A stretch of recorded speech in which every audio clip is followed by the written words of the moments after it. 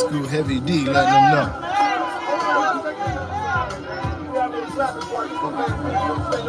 That's the video playing. That's why I said Heavy D. All y'all in here, and we all gonna have a good time. But for now, shut up. Let it roll for a minute. We're gonna get going.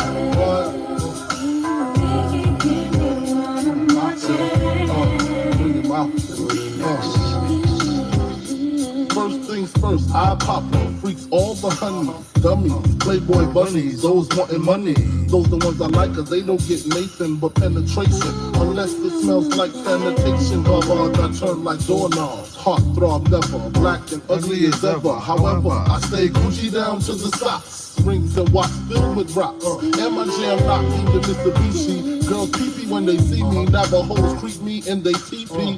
As I lay down laws like Allen Coffin. Stop it. If you think they're gonna make a profit, don't see my ones, don't see my guns. Get it? Now tell your friends Papa hit it, then split it in two. As I flow with the Junior Mafia. I don't know what the hell stopping ya. I'm clocking ya. Versace shade watching ya. Once the grin, I'm in, game begins. First I talk about how I dress is this and diamond necklaces. Stretch Lexus is the sex is just immaculate. From the back I get deeper and deeper. Help you reach the climax that your man can't make. Call him, tell him you be home real late and sing the break. I got that good love, girl, you didn't know. Oh yeah, this is that real music.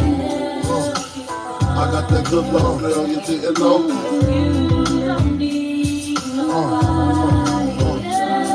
You sick of that? What's up, Reno? So long, 40 work tears until I handle my biz. There I is. Major pain like Damon Wayans. Low down dirty. I don't know if that's Mary J on that one. Don't leave your girl around me. True player for real. Ask Puff Dad D. know. Bells with bags from Chanel, baby. I know they use Faith a lot too. XL, fully equipped CD changer with the. Oh man. She beat me at 12. Where you at? Ripping job, paying car notes. While I'm swimming in your women like the breaststroke. Right stroke, left stroke was the best stroke. Death stroke, tongue all down the throat. Nothing left to do. Yeah, that's what I thought it was fake. I'm through. Can you sing the song for me, bro?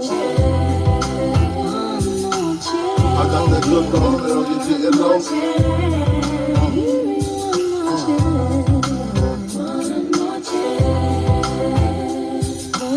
I got that good love, girl, you didn't know. What? So it's gonna be him or me. We can choose the world with pearls. Get a boost for girls. The envy of all women. Crushed linen. Cartier wristwears with diamonds in them. The finest women I love with the passion. Your man's a wimp, I get that ass a good thrashing. Hey. Flying in the all states. Sex Man. while your man masturbates. Imagine what it would have been like if the nonsense had never went on between Big and Pop. I'm supposed to represent. I'm not only a client, I'm the Y'all know how much music we missed out on. Oh, we gonna get it today, Biscuit.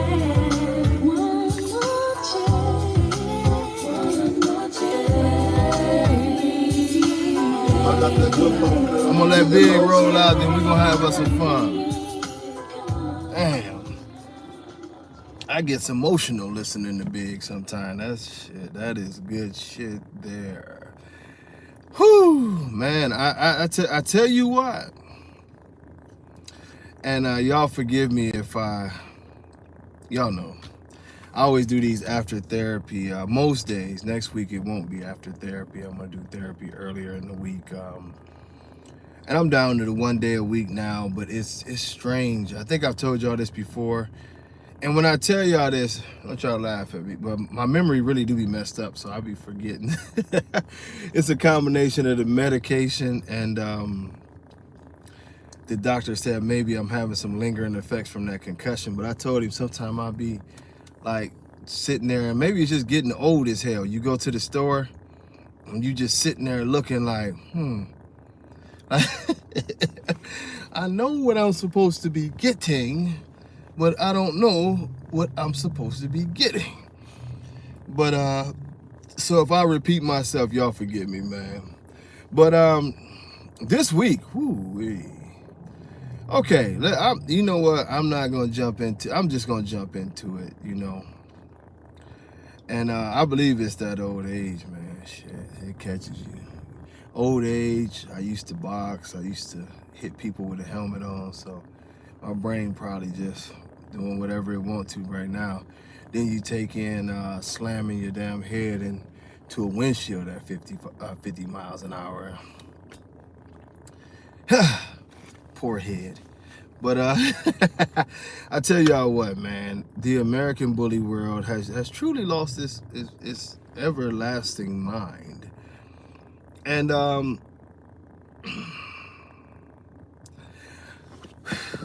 breathe. I tell you, we do these shows, and I always try to be like super cool about doing all of this stuff, and a lot of things I hold back. And I think one thing when these people do these things, they always forget. You know what I'm saying? What's going on, Crews, American Bulldogs? But they always forget, man, that a lot of truth will come to the light, no matter how you doing it, no matter, you know, whatever, you know. So I don't know what was said or whatever by Samson's owner. Let's just put it that way. A lot of people was putting up things where she said my message was disgusting and this and that and the other. And I think, you know, I don't know the lady first and foremost. And this is, I always give you the truth as I know it. So you know, from everything that everyone has told me about Samson's owners, husband and wife, they are particularly great people, you know. Overall, you know, they're nice people and everything like that. You know, I have heard on more than one instance that you know, sort of touchy and, you know, get offended by things, whether it's, you know, anything that pertains to, I guess, Samson, don't like people to talk about Dax or whatever the case may be. When I made that post last week, I think all of y'all had to see me say that I didn't know, you know, these were accusations that people were throwing at him. And I rewatched, I never rewatched my videos, but I had to watch that one because I'm like, didn't I? Yes, it is thundering and carrying on. But I said, didn't I say that, you know what I'm saying, it's always two sides to every story, so don't believe everything you hear when people jump out at people like this. And I sort of went into the ABKC because I don't know a lot about that Samson situation. What's going on, Daniel? I just don't know, you know what I mean? So it was a lot of hoopla around it. And like I said, you'll have people who've never dealt with those people a day before in their lives make accusations, you know? But I really couldn't understand what her point was of coming at me because I never said anything about Samson besides repeating what the accusations were and then telling everybody to be careful what they believe about accusations.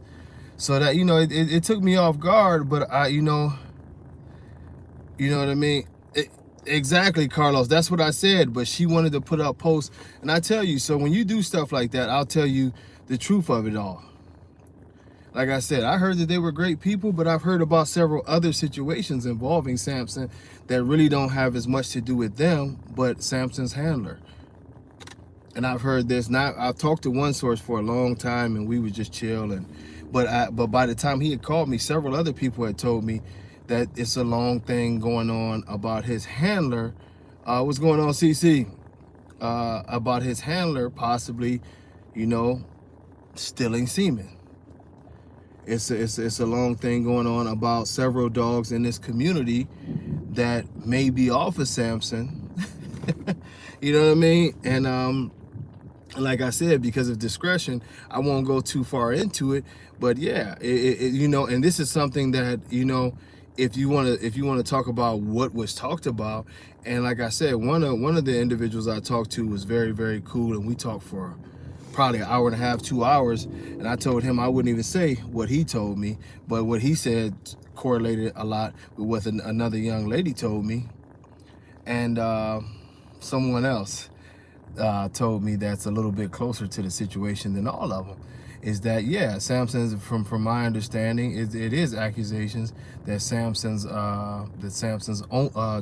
handler was stealing semen while he was supposed to be out handling the dog and selling it to breeders and letting them use it, and of course hanging papers on it. There's a few people who are interested in the possibility of doing what's going on, Terrence? Of doing testing to see how this thing goes, and you know, to when it all comes out, you know what I mean? It like I say, it may not be on the owners, but it may be some more controversy involving that situations, you know.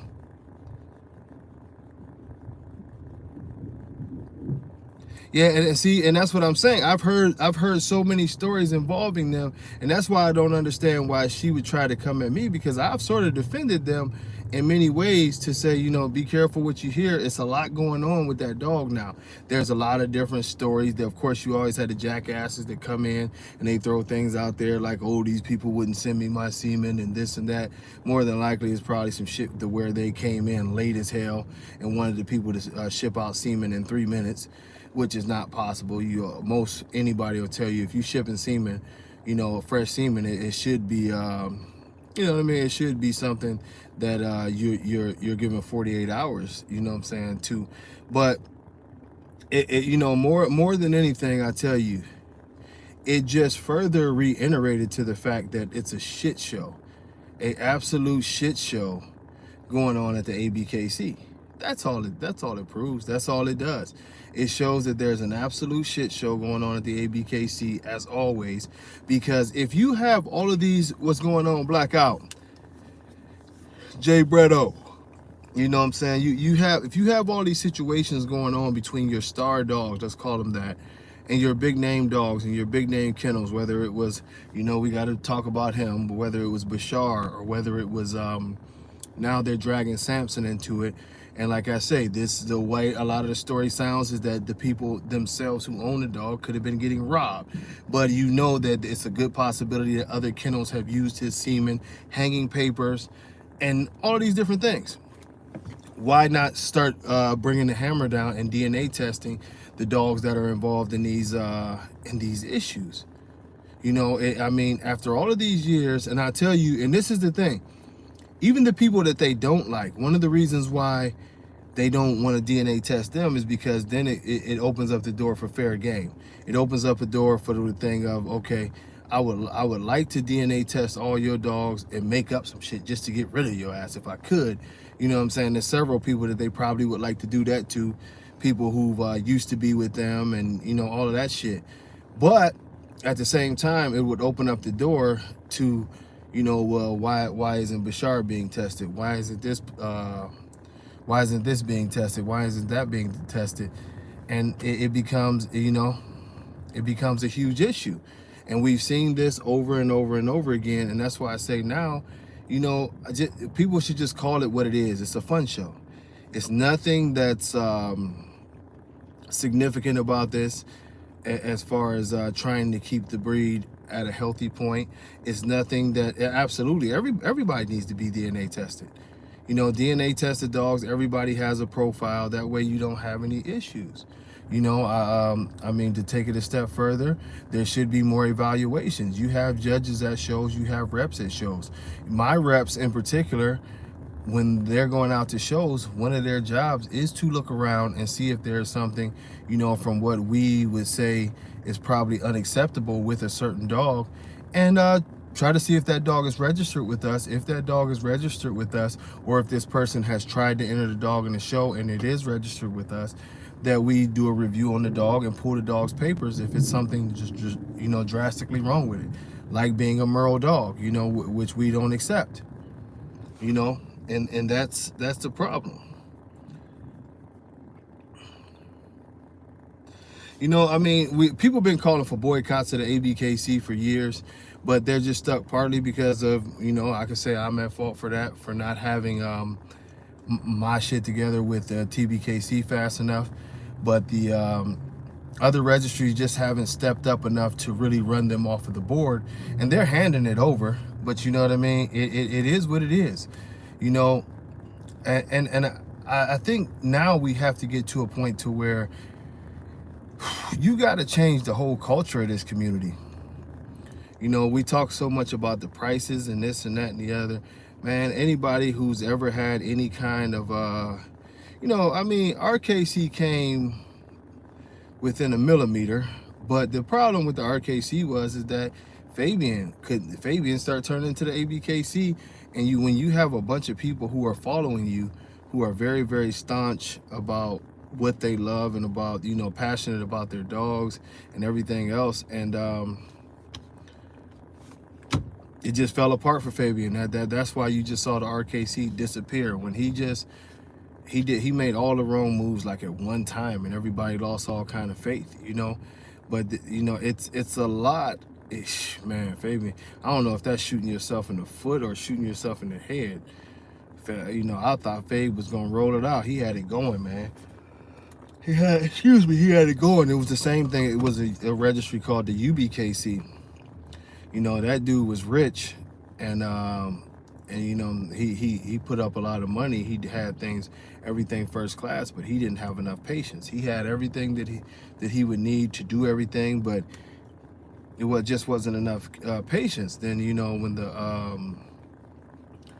the BRC came along, the BRC is basically like the ABKC, but they're very, very upfront with everything that they do, you know.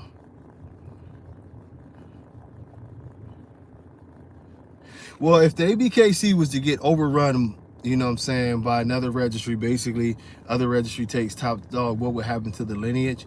The American bullies have no lineage anymore, you know, and it's partly because of the issues with the DNA testing and everything else. There's no real lineage with these dogs.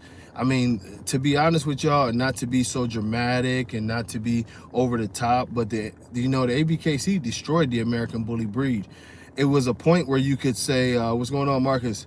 It was a point where you could step in and say, okay, these dogs are this and this and this, and they're going to be good dogs, and this is what we have going on. And at this point, you just don't, you know. I mean, you know, I'm not trying to be like, y'all know, we all know what dogs I don't like, which dogs I don't care for, which dogs I feel like is bad for the breed. But when you're carrying on in such a way that you basically have no standards and you are allowing anything, it's nothing there anymore. Right now, the American bully is a brand more than it is a breed, you know. And I tell people this left and right, you know, in order for this to actually become a breed, it has to be reverted. And it's something that I discussed doing, and it's something that we're going to do. Very, very, very, very, very shortly, when everything is right with this site now. One of the things that I want to do is I want to open it up back up to the possibility of people adding in UKC pit bull terriers and staffies, and just have a moratorium on that time to where people can add in the real genetics that basically have been swept away from the breed. And of course, some of your dogs are going to look incredibly bully. Some of your dogs are going to take on some of the staffy and pit bull traits, but you should be picking proper dogs that have the type of head and size that you know that would complement yours. But one of the reasons is that this is a big issue. You know, people are like, oh no, that's breeding. You don't, no. Look, these people have added everything into these dogs except for what the dog was created to be, and what it was created from. Excuse me. They've added Frenchies. They've added, you know, English bulldogs. They've added all these other dogs except for what the standard says that the dog should be. One of the reasons that the look has been lost, one of the reasons that the health has been lost so much, is because they've added everything in and cut out the main ingredient of what the dog was built on. The main thing that these dogs were built on and built to be were, you know, staffy pit bull mixes, you know. So it's one of the things that you know, I mean, it's really starting over. That's all I can tell you. Much love, Mark. I got to get on the phone with you, man. They've been stealing my days every time I think I got something going on. But I tell you, you know, every time we take a step forward, we take 3 steps back. The only way to get this breed truly back is by allowing those who can, you know, and there are some breeders who've already reached out to certain you know, breeders of staffies and pit bulls that are willing to go ahead and let them use them. I know a couple people I've talked to have found some nice gaff blood. Absolutely, Ruben. You know better than most. You know, we've got to go back to adding proper genetics that are going to give us structure, solid temperament, and most of all, health. Just a good overall dog. The dogs have gotten way too fat. The dogs have gotten way out of proportion genetically. It's time to go a little bit backwards and get a cleaner, healthier dog, and then use the process that we originally used, which is selective breeding to add the size. You know, that's it. You know, it's plenty of, like, if you see some of the gaff dogs and things like that, they have size. They're not small dogs, you know what I mean, at all, you know. Yeah, hit me up, Max. I'll be around later on, I do believe. Yeah, Pam Carter was on. I mean, those dogs were nice. You know, those dogs were nice. We've lost so much. And it's really the stupidest thing. Like, if you talk to other breeders, I'll talk, of course, to Rottweiler breeders and whoever else that I talk to when I get a chance. And it's the same theory that they believe sometimes that they will go to very old dogs, you know, or double or triple down in the old dogs in their pedigrees, you know, if they don't have frozen from 20-30 years ago, because they see changes in what's being presented now, that they want to infuse the old blood back in there to make the stuff better. And it's just that simple. Yeah, you know, and everybody knows that Whopper himself was part Mastiff, but, you know, Whopper was a lot cleaner and a lot better than the dogs that we see today. Today, this thing has just become, I mean, it's very cutthroat. It's very ugly overall. And my mind is freezing up, but it's something, you know, I want to say, once again, and I would have to, Long Island, New York, another national news-making situation where a quote-unquote, I won't say so-called, excuse me, but a quote-unquote pit bull has killed someone, you know. And weekly I bring this up because a lot of the situations that we're going to have in this community is going to be a combination of things, and I keep telling y'all that. I hit up a few people earlier this week as the information came down to me, and I didn't want to mess this up, and Mike, you should have reminded me. But I think it may have been Monday. It was either Sunday or Monday. I got a call from a friend of mine's, right? And I'm definitely transitioning, but I want to tell y'all this. Now, this certain friend of mine's, I'm not going to say the network, even though I told other people the network. I don't want people starting to email this network, but it's a major network. It's one of the big three major networks. And when I say major, you know, the big boys, the ABCs, the CBS, you know, Fox, you know. Well, I can't forget NBC, so let's say one of the four big networks. But anyway, he's been there for over 20 years, and me and him have formed a good relationship. And I was surprised to hear from him, because I don't hear from him very often. It's like he'll hit me up a few times a year to have long conversations. Most of the time it's a text. So I got this call, right? And it basically went just like this. He's like, "Hey, what's up, man? Everything going good?" I'm like, yeah, we shoot the breeze. And then he said, "Are you being careful?" And when he asked me, "Am I being careful?" I'm like, "Well, being careful with what? You know?" And so the conversation goes further, and he tells me, "Well, look, I've got very good information that there's a huge," and he said huge, several part investigation into your community." And I said, "My community?" You know, And I'm thinking about some other shit. I'm thinking about, the streets or some shit. Like, what's going on?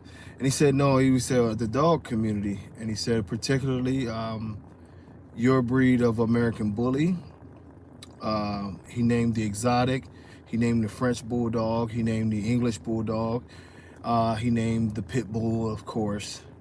And so I'm like, now he's got my attention, because I know that this dude, when I tell y'all that this dude is somebody, he's not. Look, put it this way. When the man came to pick up his dog from me a very long time ago, which the dog is actually still living too. The dog now is this is 2020. The dog that I actually sold him back then is now the same age as Denzel.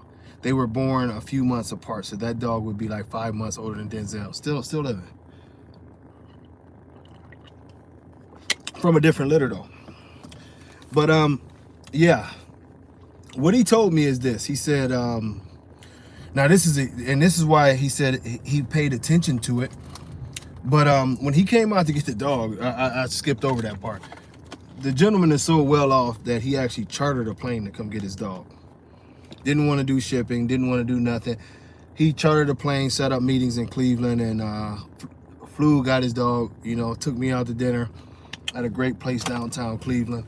It was one of them Brazilian steakhouse places. Anyway, that's irrelevant. But the man has money and he has insight. Well, this investigation, he said, is multiple parts. And one of the things about this investigation is, he said, it's a TV thing, partly. But it's also a government thing, partly. Whatever investigation they have done, and he said they've been on it for a long time, and he's just now catching wind of it, is it's huge. It's huge. And y'all know, anybody who's watched this page, and I'm gonna call anybody out who want to say, he capping, he talking shit. I've told y'all so much shit that has come to light that should nobody ever come on my page and say, oh yeah, he's not telling us. I've told y'all this time and time again. I always put it on. I always put it on my own name when it comes to reporting something. So if y'all think I'm bullshitting, when the shit drop, whenever it drops within the next year, or whenever this shit drops, y'all just come back to this page, y'all hit like, subscribe, and y'all make donations. That's all I'm gonna tell you. That's all I'm gonna tell you. Now, these are some of the connections that they're making, and this is how I knew he was not bullshitting. This man is the type of motherfucker that hangs out in the Hamptons and shit. You know what I mean? So he's not really paying attention to our world. But he brought up a murder in Houston. Y'all remember I told y'all about that. He brought up a murder in Houston, a gunfight. He brought up he said he designed it as a horrible, he used the words like it was a riot at a show. We know it wasn't a riot, but he said these are things that they've talked about. He was like, it was an individual, and they have a picture of this. It was an individual, but that was an exotic. They had the stainless steel, the real pretty sterling silver, really real pretty plates, and they had stacks of cash up on there. And the guy was bragging about the fact that he said, just got this boy out of here for 250 grand. He's got the caption. That was an Instagram post. That's old as hell. I seen that post like 3 years ago. He had that. You know what I mean? He brought, and those are just the tip of the iceberg. And I said, yeah, I see what you're getting at. So what are they tying it in at? This is what came out of this man's mouth. He said, I'm giving you a heads up. He said, the DEA is paying attention to your community. He said, the FBI is paying attention to your community. He said, it's more than that that's paying attention to your community. He said, it's good reason. They have good reason to believe not only the issues with the dogs, but they have good reason to believe in this community that money is being laundered through the dogs. A lot of other things is going on through the dogs, not to mention so many of these individuals are bragging about the types of money that they're making off of the dogs being stupid, and the fucking feds is watching them and going to their tax files. The IRS is looking at this shit. So many people are talking about, yeah, I just sold that boy for $45,000. I just sold this for $20,000. I just sold, and then claim no taxes at the end of the year. Or in their taxes, all they claiming is their normal job if they have one. And then they're also wondering, where the fuck do you get these large amounts of cash that you have, that you on videos with, and you just holding big bundles of cash plates of $250,000. We're not getting any records of this shit.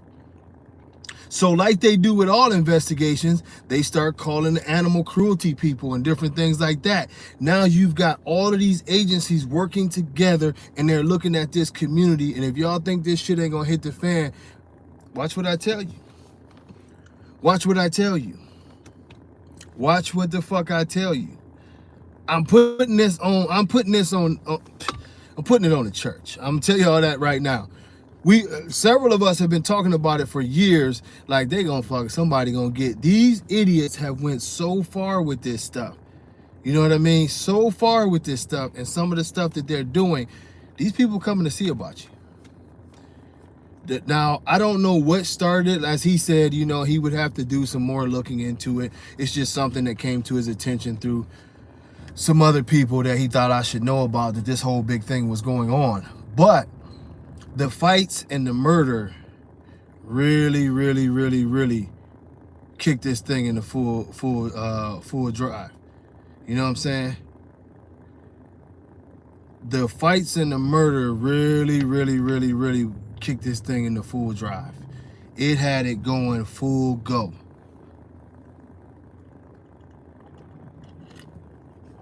You know, I'm telling you, I'm so locked into this show. I'm not paying attention to any grown men or women that want to make fake pages and put up stupid stuff on the page.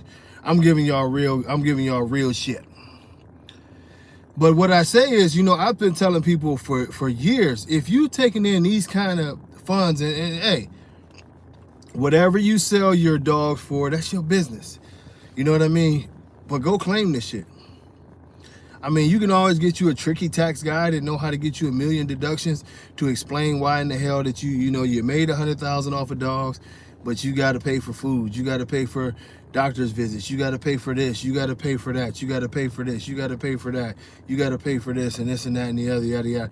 You might as well go ahead and find little write-offs. You know what I mean?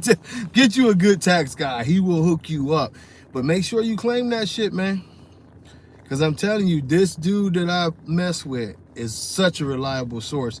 You know, he didn't even have no reason to call me about this. Usually we call and we talk about dumb stuff like the Browns. You know what I'm saying? He's a Giants fan, but it's serious business. And like they said, so many times now, as they talk to the different humane societies and shit like that around the country, what they're finding out, you know what I mean, is that it's a mesh. You know, they're doing drug raids and they're finding out, well, yeah, we raided him and he was selling this and doing this and this, but he also goes by such and such kennels. That's happened too many times. Trust me, the feds make everything, they work together so well. They're noticing a trend. Oh, he connected to such and such kennels, or they have flyers saying that they was a kennel, but we know they selling dope and doing this and doing that and doing this and doing that. You know what I'm saying? They intermingling. The American bully world is too intermingled into the drug game, not to mention everything else that's going on. It is something major that's going to go down. It's just that simple. It's just that simple. You know what I mean? You cannot keep on putting up these kind of dollar figures and not pay taxes. They're going to take note, especially, I mean, I don't know how many of y'all got Instagram. I got it. I flipped through that shit. Every time you turn around, you see somebody bragging about selling dogs for this amount. I sold this litter for this amount, and they got stacks of cash. You know, like y'all said, some of y'all said, and you know, it's a smart way to do. Get you an LLC, you know, make that money accountable. Get you a license as a kennel, make that money accountable. I mean, hell, like I would be the first one to tell y'all, we all hate to pay taxes. You know what I'm saying? But you don't go to jail for not paying the taxes. You go to jail for evading the taxes. You know what I'm saying? Now they'll sweat the hell out of you to get their money back if you've You know what I'm saying? If you went on ahead and filed it and didn't pay it, they will sweat you. They will come to see about you and get their money. But you can get an attorney for that and get it whittled down to pennies on the dollar. But if your ass mess around and they find out that you got all this money, you know what I'm saying? Yeah, get you a good lawyer to take care of everything. But I'm just saying, like, if you got all these dogs and you blessed to be making a couple extra dollars after all your work on this shit, you know what I'm saying? Please be smart enough. You know what I'm saying? Please be much love, Grouchy Smurf. Please be smart and do the right thing, man. You know what I mean? Oh, Kendrick Perkins, his name, now this is you brought up Kendrick Perkins, right? Him, what's the big brother, man? And like I told you, my brain ain't right. I usually know these guys left and right. The left tackle, San Francisco now. Bad motherfucker, man. What's his name? Williams, I think. Left tackle, but in my opinion, the best left tackle in the league. But he's another one that has a big ass kennel and pushing Merles and pushing different things. Kendrick Perkins, actually, Perk been at this shit for a long time. People don't even know about Big Perk. Perk go all the way back to when I was that was before I even got locked up, and I was talking to Big Zach Randolph. And that was way back 2005, 2004, 5, whatever. But yeah, Perkins been in that shit for a long time. But now he's trying to do a commercial, and they're bragging about the money that he's making. They had a big national article that they wrote about his all of his bullshit. You know what I'm saying? So yeah, Big Trent Richardson. You know. So, at the end of the day, man, and those brothers is in positions to have the facilities, the lawyers, and everybody to cover their asses. But what's the problem is when you get so many street dudes and guys just doing the wrong things, and you know what I mean? I mean, you even got people where the dog game has become the new, back in the day, they used to say the clubs was just a great cash business if you was in anything illegal. Because so much cash was just coming through there. You play cash at the door, you pay cash at the bar. If you got dancers, they getting paid cash. So if you was a gangster type of dude and you needed to go ahead and clean up some money, these was the places.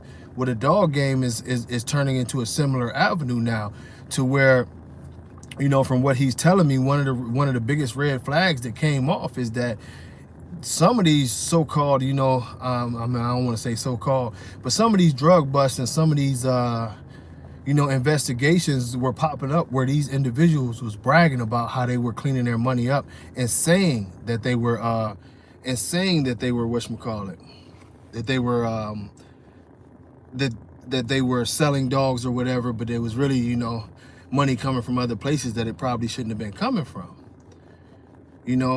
It's going to be an interesting thing. The more and more that we just keep on going.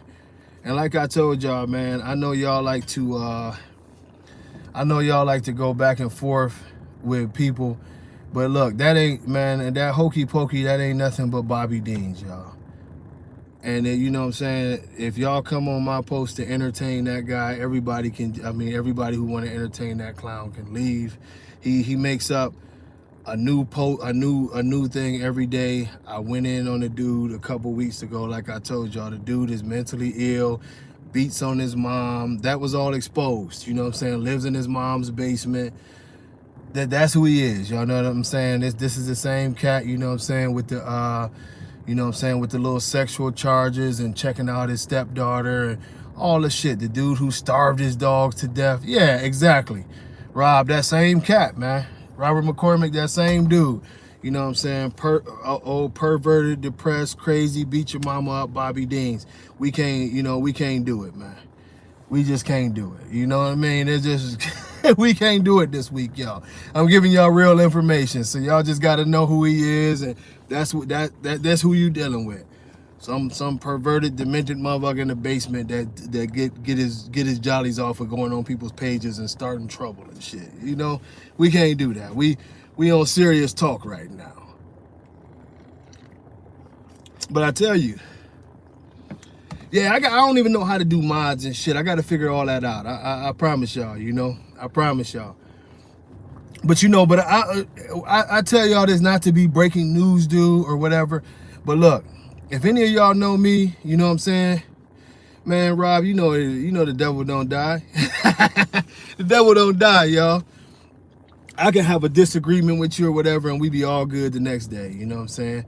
And I mean, because I got love for brothers and shit. I just don't have a love for nonsense. And even if you out here halfway doing wrong in this world, I used to do wrong. So I ain't here to judge nobody, but I am being serious with y'all. No matter what you into, you could be a good old regular person.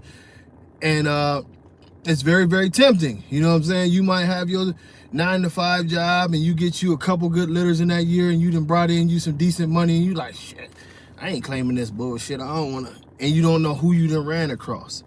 You know what I'm saying? So be very, very careful. That's all I can tell y'all, man. Be very, Paco is Denzel's grandfather. But be very careful, man, because right now it's something going on, man. It's something going on, and if you're gonna do this thing, do it the right way. I don't think that we're gonna escape, even if you're not doing that. We're gonna see some ramifications, and y'all seen that with the laws and stuff that's changing already. Believe me when I tell y'all, even the ABKC is under investigation. And it's not so much them, but it's the atmosphere that's around them, some of the stuff that's going on around them. It's a lot going on. Trust me, it's a lot going on. And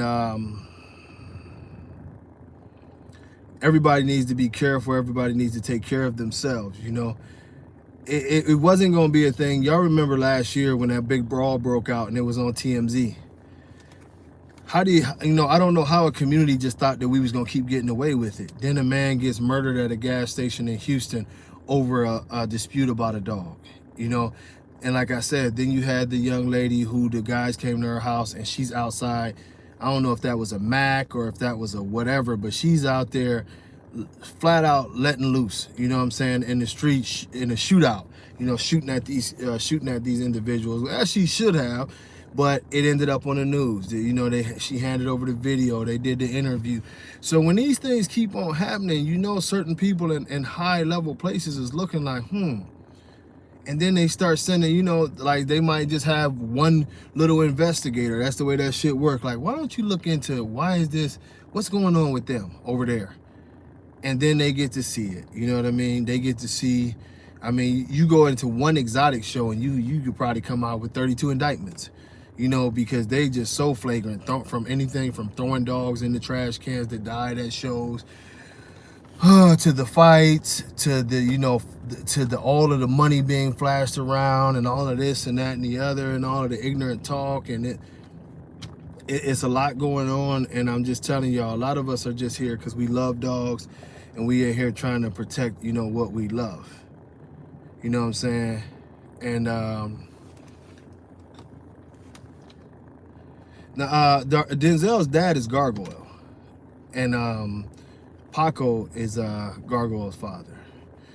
Now, his other grandfather is Thug, for everybody who's trying to figure it out. Yeah, I mean, you know, you want to stay to yourself. You know what I mean? I'm looking forward to being able to get back out there and meet people and sit down and have, you know what I'm saying? Oh yeah, the service dog. Yeah, Ruben, I'm glad you put that out there. The service dog thing is becoming oh my God.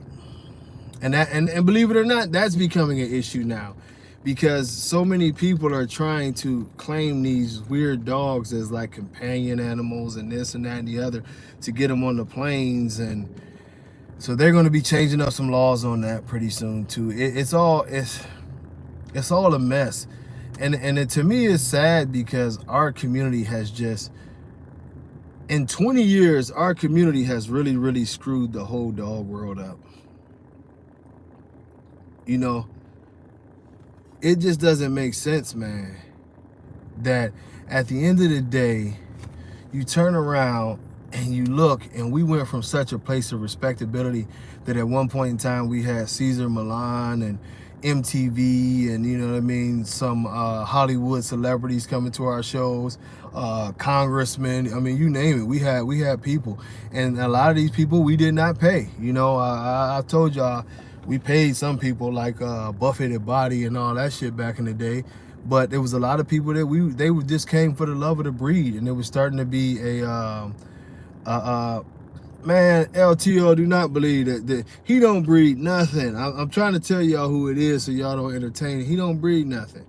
LTO, all you need to know about this is that the dude got pissed off because his baby mama left, and he called and harassed her for over a month, refused to feed her dogs, and they was out in the yard dead. He literally starved the dogs to death. There's people in Virginia that'll confirm the story to you. You know what I'm saying? Because she wouldn't come back. Of course, she wouldn't come back because the guy openly bragged about, oh, she was so tough, I put on boxing gloves with her and we get out in the yard and go at it. And he used to beat the shit out of her just like he beats his mom. I'm just done. I tell you, I'm done. I'm not biting my tongue about dumb shit no more. That's what it is. You know what I mean? That's the person you're dealing with. He collects a check because he got raped in prison and he's got PTSD. I don't lie on this show, y'all. Y'all remember that. But you know, part of what's going to have to be done, because the one thing about it is exactly, Carlos, and that's being nice. But the one thing that's being done that we have to change is a presentability that people will love, you know, and part of that's going to be cleaner, healthier dogs, a better environment. One of the things, and let's transition to this. One of the things that was incredible about the ABKC, although I think the owner was more so filthy rich and wanted to pretty much stick it to Dave Wilson because Dave had screwed him on one of those steroid dogs. But it was very elegant. You know, his first show was very, very nice, in a very nice place. He had the red carpet out, you know, he had brought, which was actually his cars. He had brought a Lamborghini in there and he had a Ferrari in there. And I mean, it was like you were going to, you know, like everybody should have had on all white and sipping champagne. He had it very, very nice in there. The presentation, and I believe definitely in what he was saying, is that if these dogs, not to say that we can all afford to be like that, but his presentation of what he wanted to take the American Bully to was something that we could sort of mimic, but take it to a classier level. You know, it was all about better dogs. You know, it wasn't rap music blaring at, you know, and don't get me wrong, y'all see what I start off the show with. I used to DJ. Hey man, I'm a hip hop guy. I'm an R&B guy. Believe it or not, I'm a classical music, blues guy. I listen to a lot of different things. But when you're trying to, I guess we would say, quote unquote, cross over, you want to be able to appeal to the masses. You know, that's why you need to play a music that's appealing to the masses. Also, at a dog show, you want to be able to have a situation where the dogs aren't freaking out. I've never understood going into a dog show and having the music blaring at the top of it never made sense, you know, because you see, and I always say these dogs have bad temperament, but in the back of my mind, when I think about it, maybe the dogs are pissing and shitting in the ring because even as they enter the ring, you know what I'm saying, you got the loudest music a lot of times just bumping, just loud, super loud. If the dog's not used to hearing this type of sounds and this type of shit going on, he might get a little nervous. He might, you know, now he's got a strange man in front of him trying to look him down, and there's other dogs. So I can understand how the situation could be very, very strange to the dog itself. You know what I mean? Yeah, the community is a wee bit ghetto, and we have to change that, you know? I mean, there's nothing wrong with being relaxed, but ghetto is something totally different, and it's what we have been pushing, you know? I know somebody was like, damn, T, you get on them about having the gold chains and this and that and the other. Well, you know, at the end of the day, I don't have a problem with anybody putting a gold chain on their dog, you know? But imagery is everything. If you look at the Westminster champions, if you look at the best champions in the world, they're not going to be, you know, you're not going to be all about, you know, putting gold grills and gold chains on your dogs and gigantic spike collars all the time. The dogs are presented as a dog. You know, the reason why excuse me, you know what I'm saying? Robert said it too. They did used to put the gold teeth on there. But, you know, one of the reasons why your show lead is so skinny is because it's meant to be as less visible as possible, because at the end of the day, exactly, Ryan, the dog should always speak for itself. You know what I mean? Steven Jackson, you ain't never lied. You can say that as many times as you like, man. You know, and then, you know, at the end of the day, it is what it is. Yeah, they used to put grills on the dogs. It was actually a business where they was doing grills on the dogs. Yeah, you know, I mean, we could go into the history of that, but, you know, the original history of putting those things in the dog's mouth was not to, you know, y'all know it was for purposes, not for a show. Let's just put it that way. But you know, they did.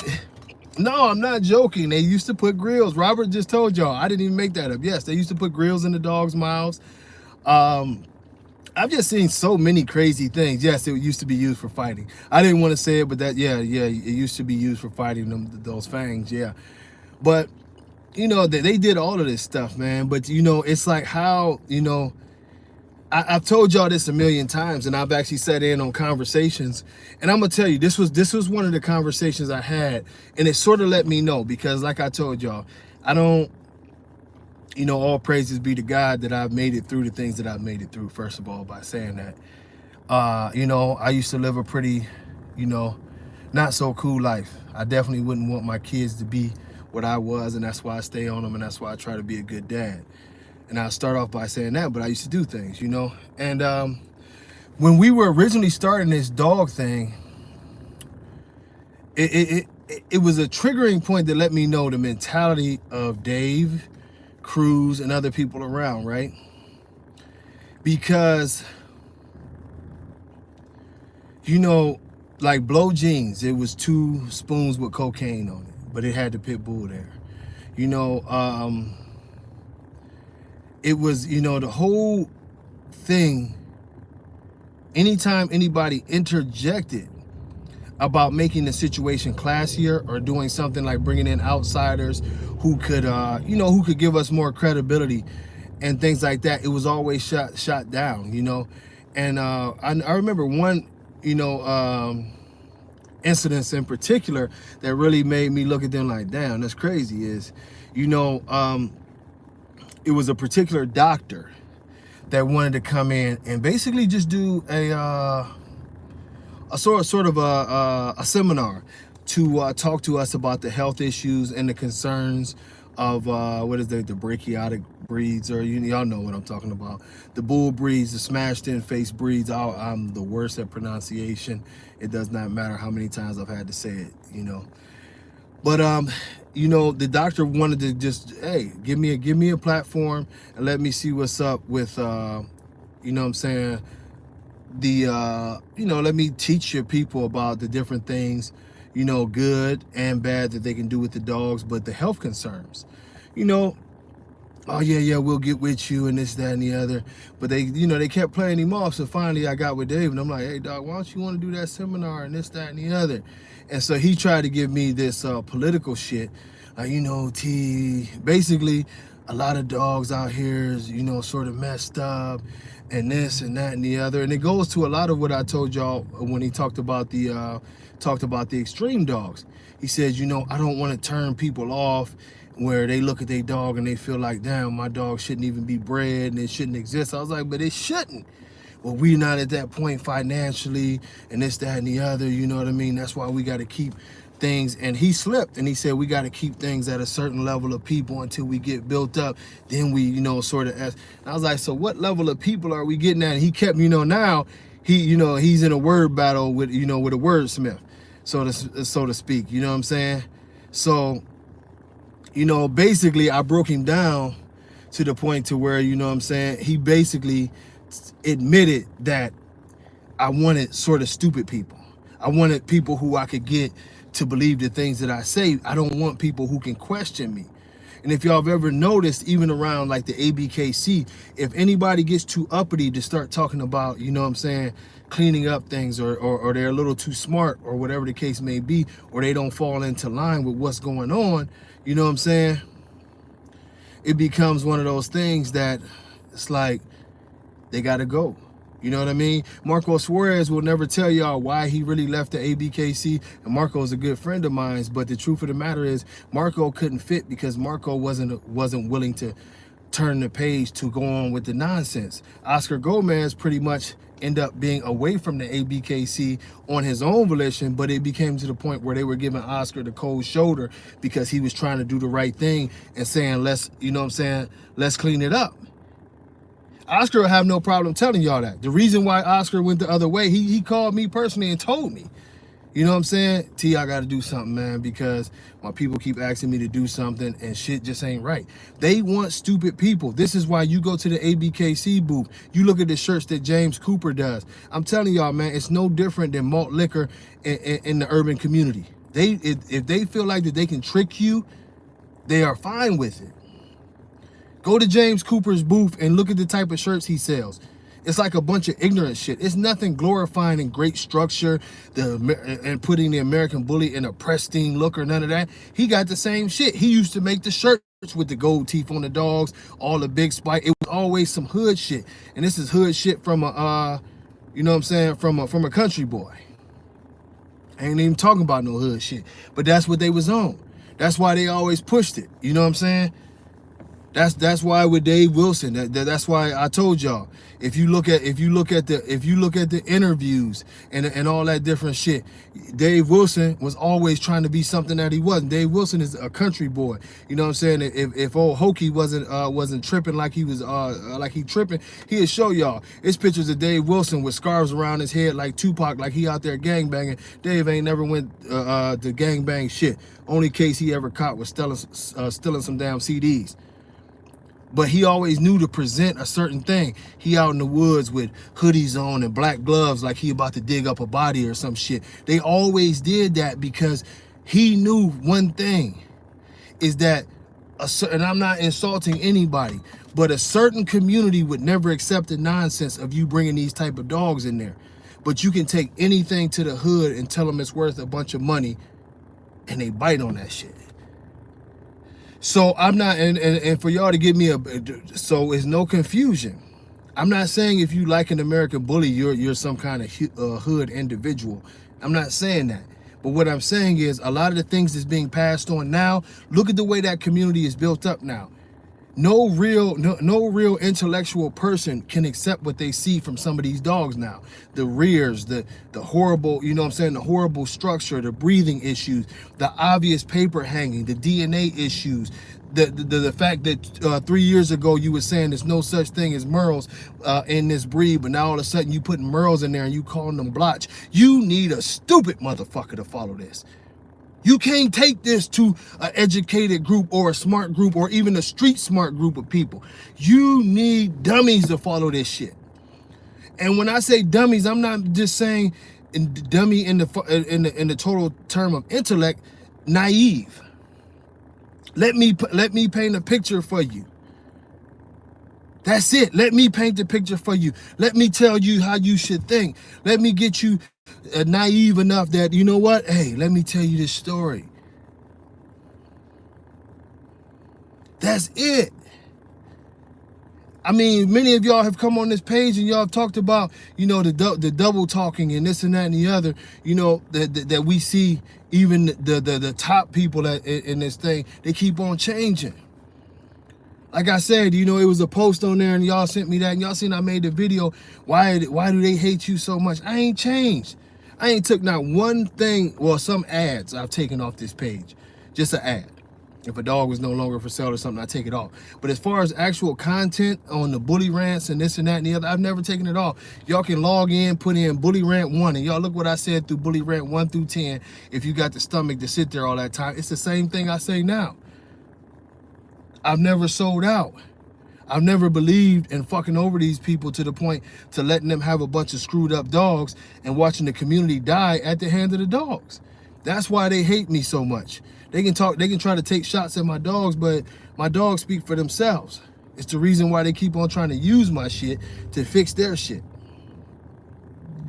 It's just that simple. But they don't, you know, I'm very, very, you know, I be out there. I tell you, I just suffer from all kind of shit, from from depression to fighting for my kids to going back and forth with everybody. But my story ain't changing. It's just that simple. I'm gonna push forward and I'm gonna keep on doing what I'm supposed to do. And there's a lot of people in the community that's like that. But an unhealthy dog can't exist. You know what I mean? You look at them, and when Fabian came out not too long ago, and I understand it's Fabian and everything like that, but when he had that interview and Fabian said the same thing, like, you can't keep selling people dogs that die and expect, he was talking from a business standpoint. He's like, you know, and expect the breed to keep growing. They got pissed at Fabian. They was ready to cut Fabian's throat when he said that. Like, who is Fabe to be saying this bullshit? Fabe got a lot of damn nerve to be talking about this and talking about that and talking about this. It don't matter where the message come from. If he messed up, he knows he messed up. He's still telling the truth. You know how many people out here talking about they walking away from the ABKC because they dog is screwed up?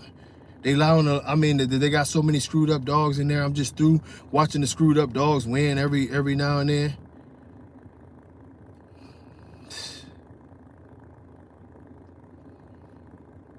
Dave ain't never busted a lick. Y'all, Dave ain't never did nothing. I told y'all when that woman put well, now excuse me if I can get it right. When Memo's ex-wife put hands on Cruz at that show, Dave hurdled 5 tables and got out that motherfucker like Jackie Joyner Kersey in the damn 88 Olympics. He was out. Dave ain't got no thug in him. But one thing he does understand is that you can manipulate.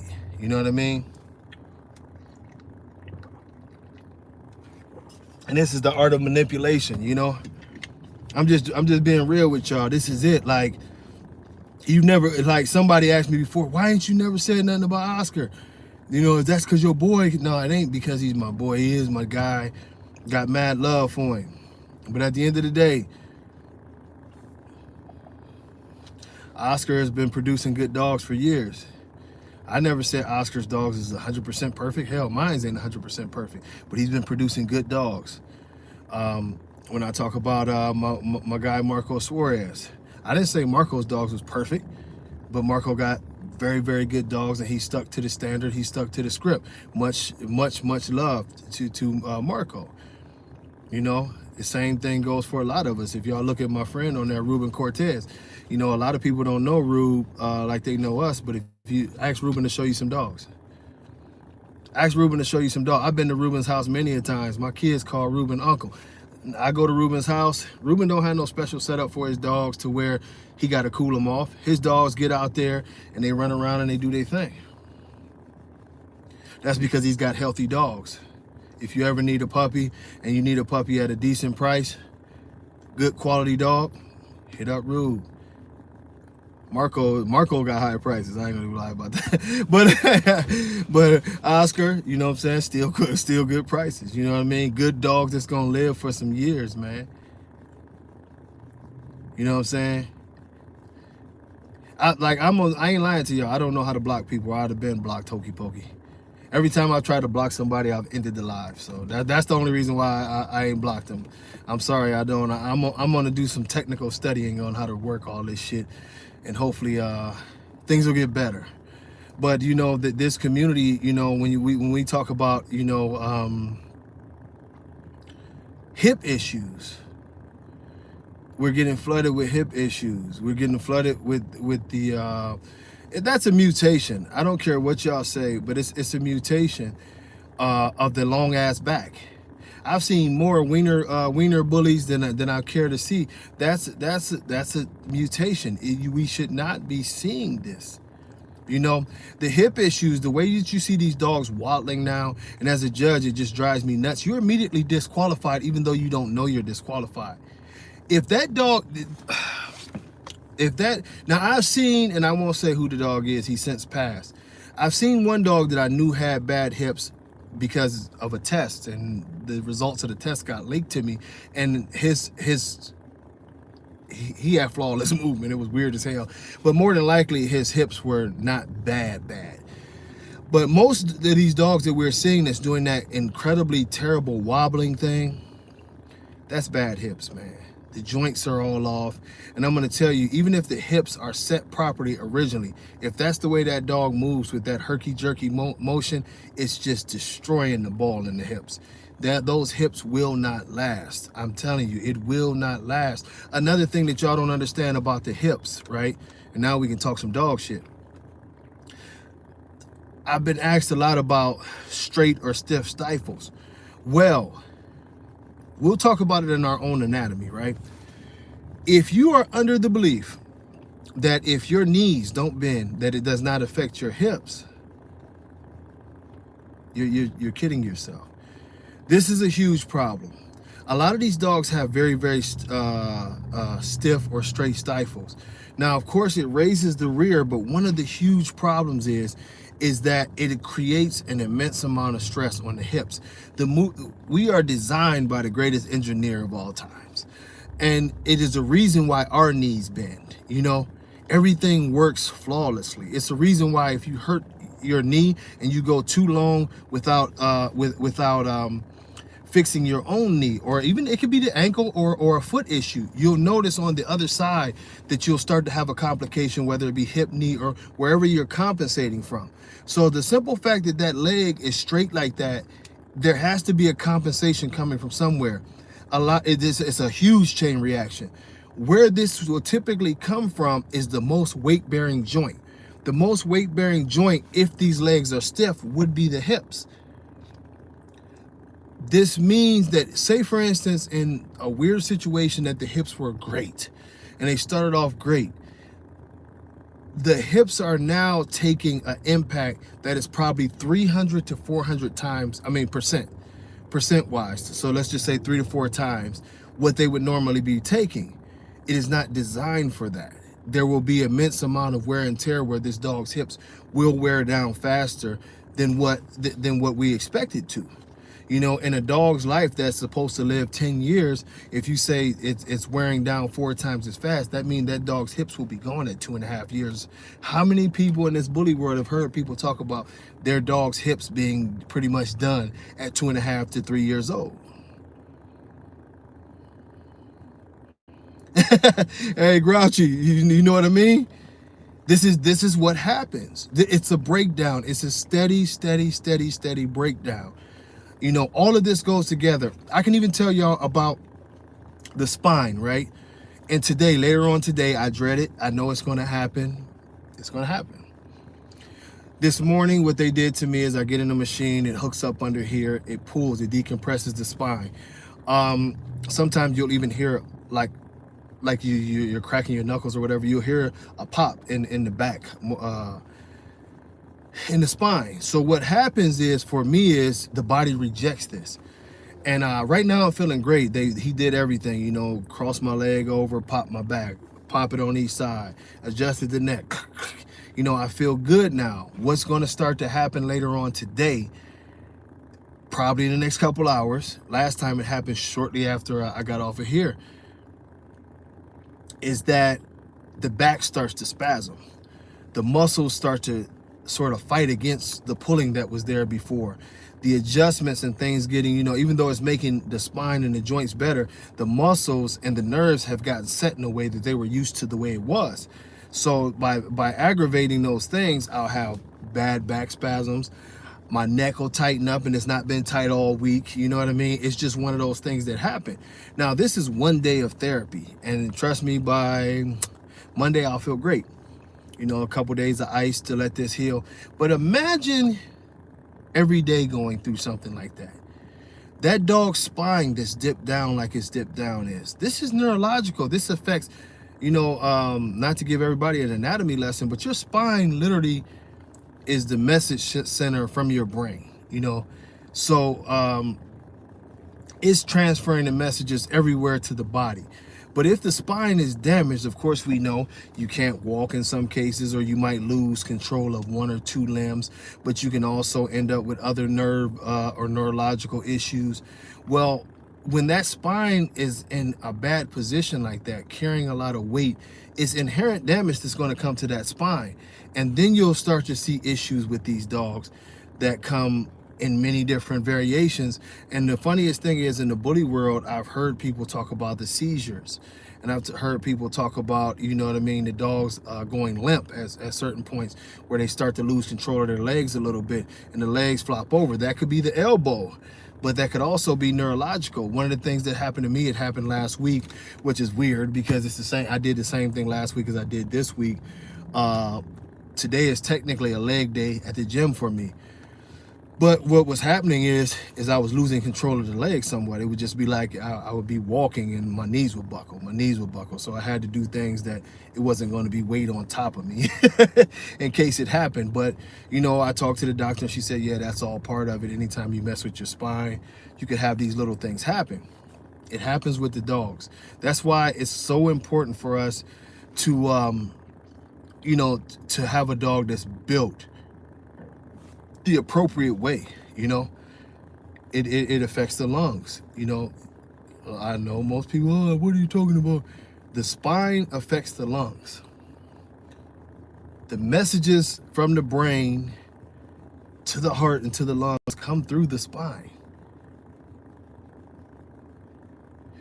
This is why, you know, a dog, of course, is built, you know, horizontally, where we are built vertically. But this is why it's of the utmost importance that you protect your spine. In a dog, you know what I'm saying, a sway back, straight stifles, other injuries to the dog that could affect the positioning of this spine will cause long-term effects that come up in other areas.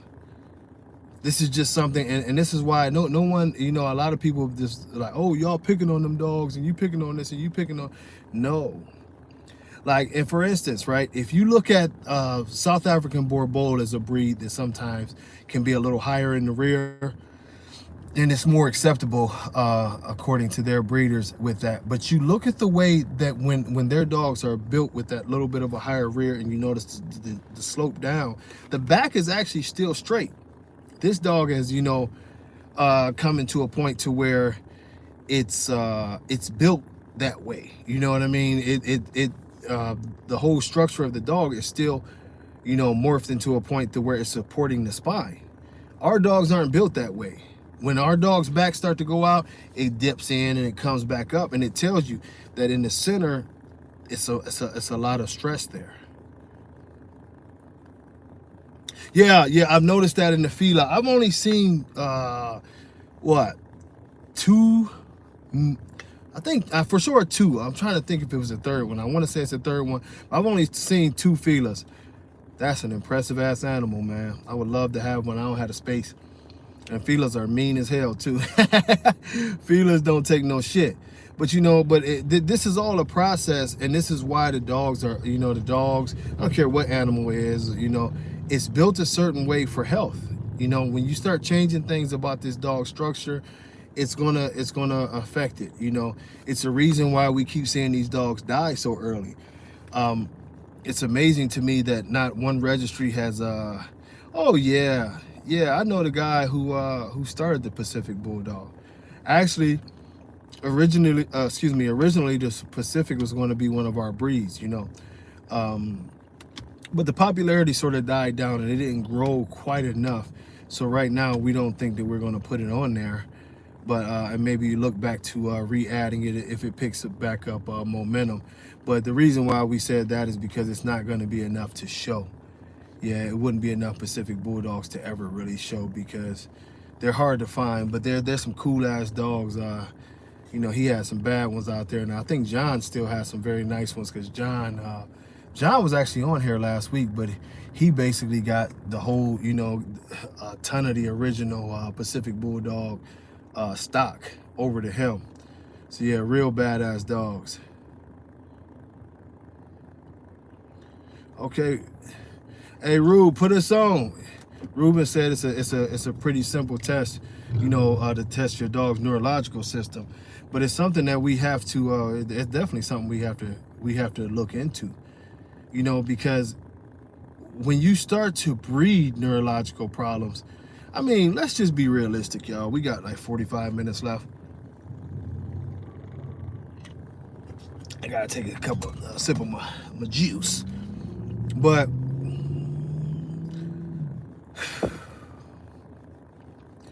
I was being realistic when I said this. Oh, Floyd, you know, it's a ton of that shit. Favoritism out the world. But, you know, remember, Floyd, we can't forget about the fact that they've been busted so much at selling titles.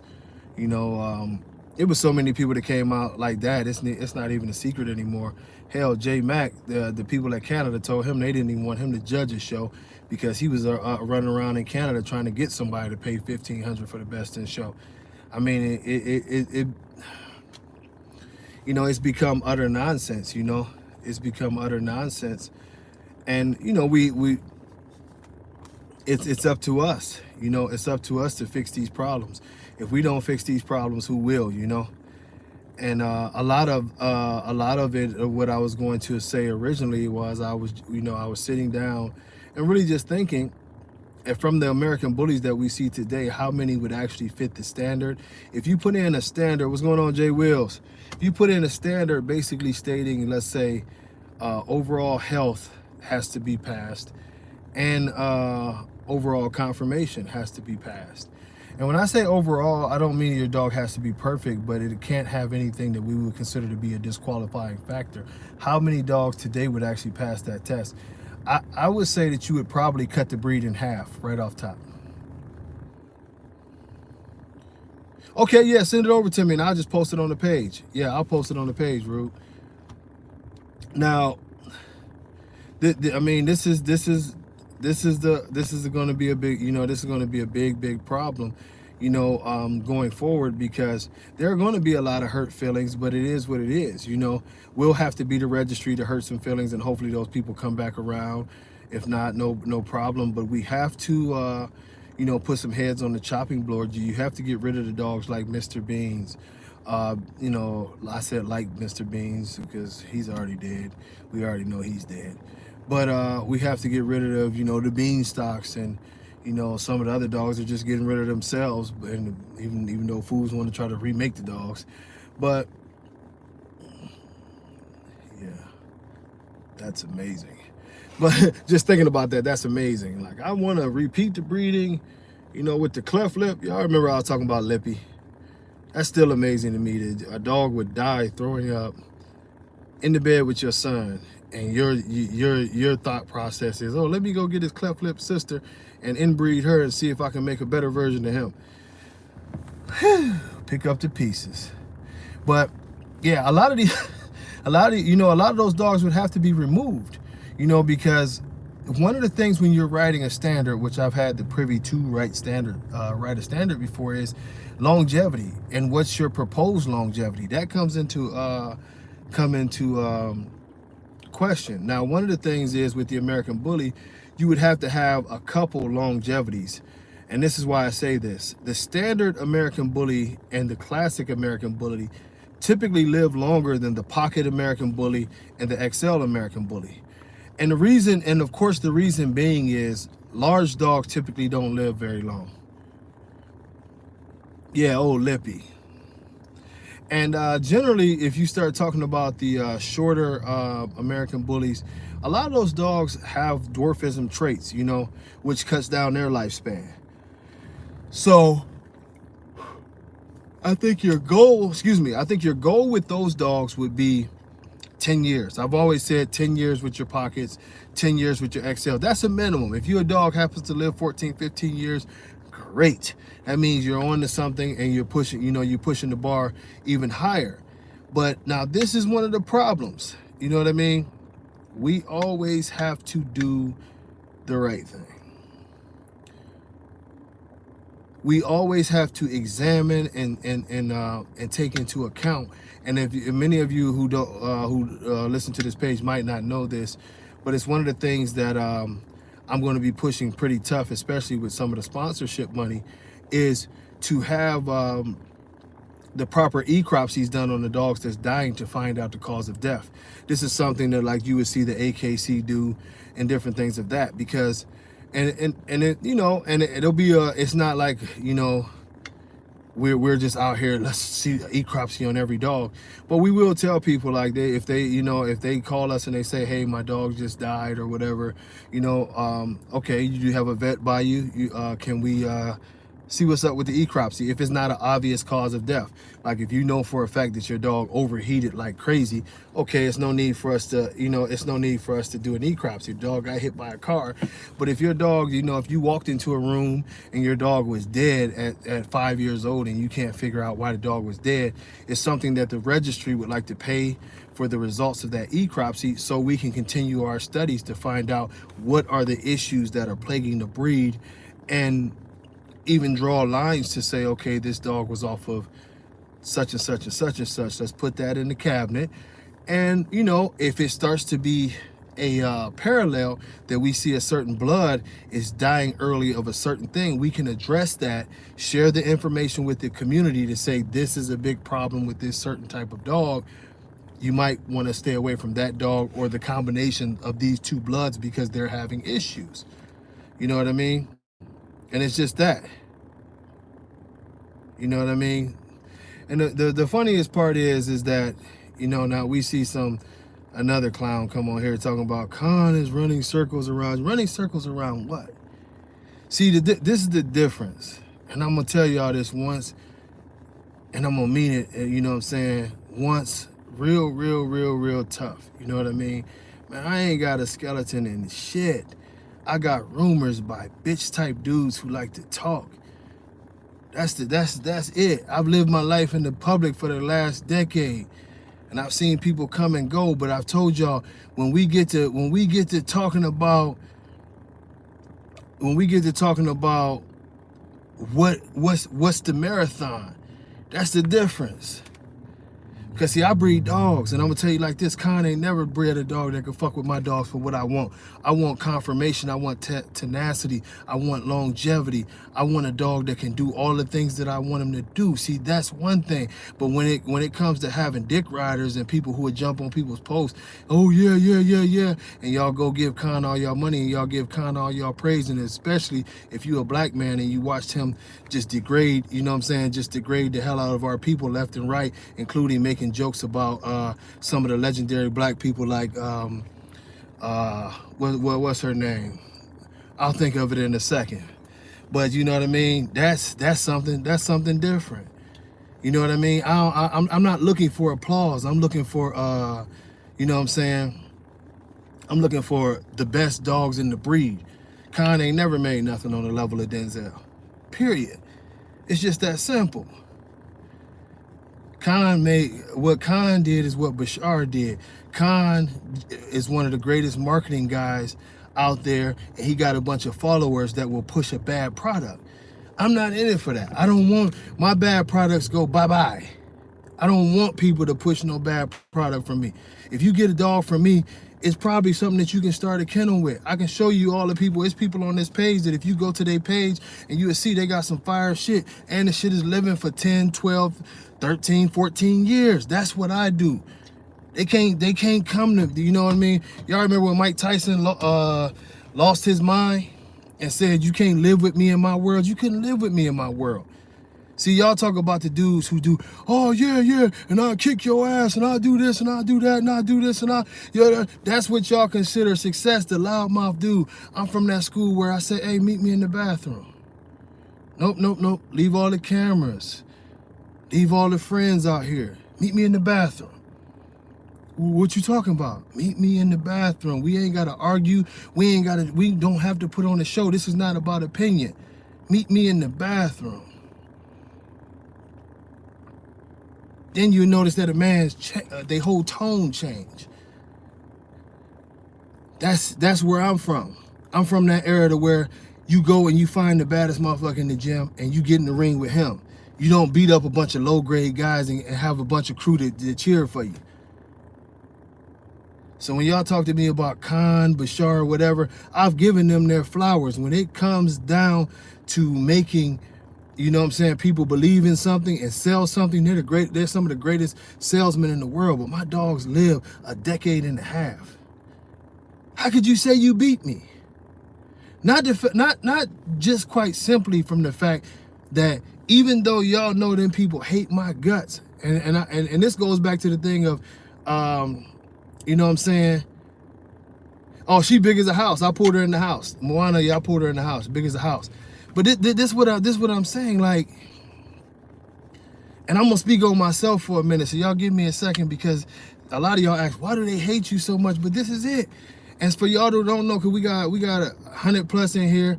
By the time this video hit, you know what I'm saying, 48 hours, it been there 5,000-6,000 people that logged in on this. So I'm just telling y'all the truth. This is why they hate.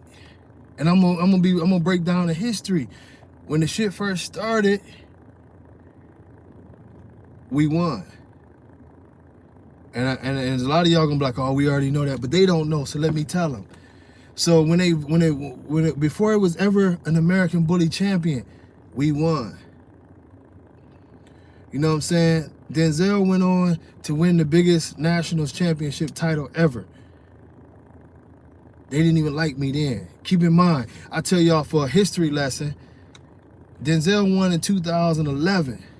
All of that beef and all of that drama, you know what I'm saying, where it was guns and everything else at the 2007 Atlanta show. So that tell y'all something. 3 years later, even after it was super heated and, you know, damn near had to kill a fool up in there, they still had to give my dog his just due, because he was the best dog. Ron Ramos, salute to Ron, refused. He said, man, it's the best dog in the house. He got to win this.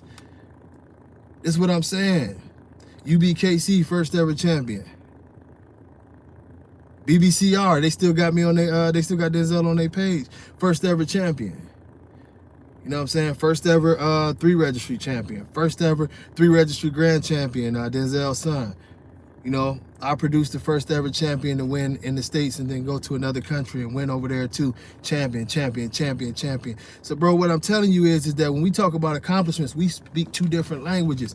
Y'all talk about hype, I talk about winning. I talk about success. I talk about making the best of the best. You know what I'm saying? And like I said before, and I know this is going to make some people cringe, but my dogs will fuck you up. My dogs still got that in them. Ain't no punk at my dogs. That's why if you look closely on the pictures of my dogs, you see the scars on their foreheads and shit like that. They not to be trifled with. A stray can come in that yard if he want to. A possum can come in that yard if he want to. We gets down like this. Y'all talking about, you know, y'all from a different area where a motherfucker can dance around and y'all call him the greatest of all time. I'm from the Mike Tyson, Muhammad Ali era where you got to knock a bitch out. You know, ain't no people's champion. Did you knock him out? Okay, there you go. There go your answer. And see, when we start judging the dogs quite simply based off of the facts, not opinions, then the whole thing changed. You bring a dog in the ring that can't breathe, you're out of here. Oh damn. Half of they motherfucking stock then gone. You start talking about a high rear, oh my God. There go another one. You start talking about a kinked tail, oh my God. So you start talking about Khan, his main dog got a high rear, a kinked tail, tuck his kinked tail between his leg, pissing shit in the ring, and scared of other dogs. How could you beat me with that shit? Stop it. I would get rid of that shit. I ain't doing it. See, I come from an old man. I come from an old man type of thing, man. You know what I'm saying? They say reindeer. That's just some bullshit that they throw out there. You got a reindeer. They call Denzel a reindeer and he's 14 inches tall. See, this is what I'm saying. If you go to La La Land, man, they will fuck you up. They get you high off bullshit. Just like they told you that these dogs now are so great. And I hate to inform y'all, like I told y'all last week, the dogs that y'all see walking around today, they are very similar in size to the old dogs, but the only problem is one thing. The old dogs was healthy. Who I got in the Tank Garcia? Look. We're going to divert dog fans for 3 minutes because they got me talking boxing. I get excited about boxing.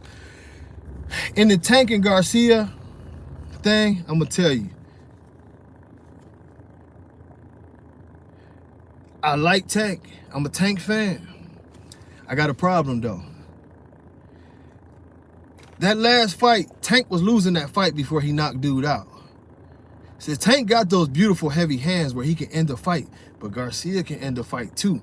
And the biggest problem I have right now in that fight is that Garcia to me, is a better tactical boxer than Tank.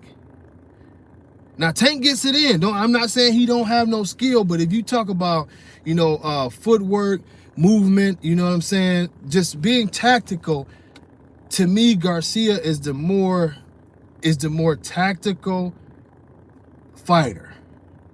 Tank is a tactical fighter with a knockout punch. So I'm gonna say 51% to 49% right now.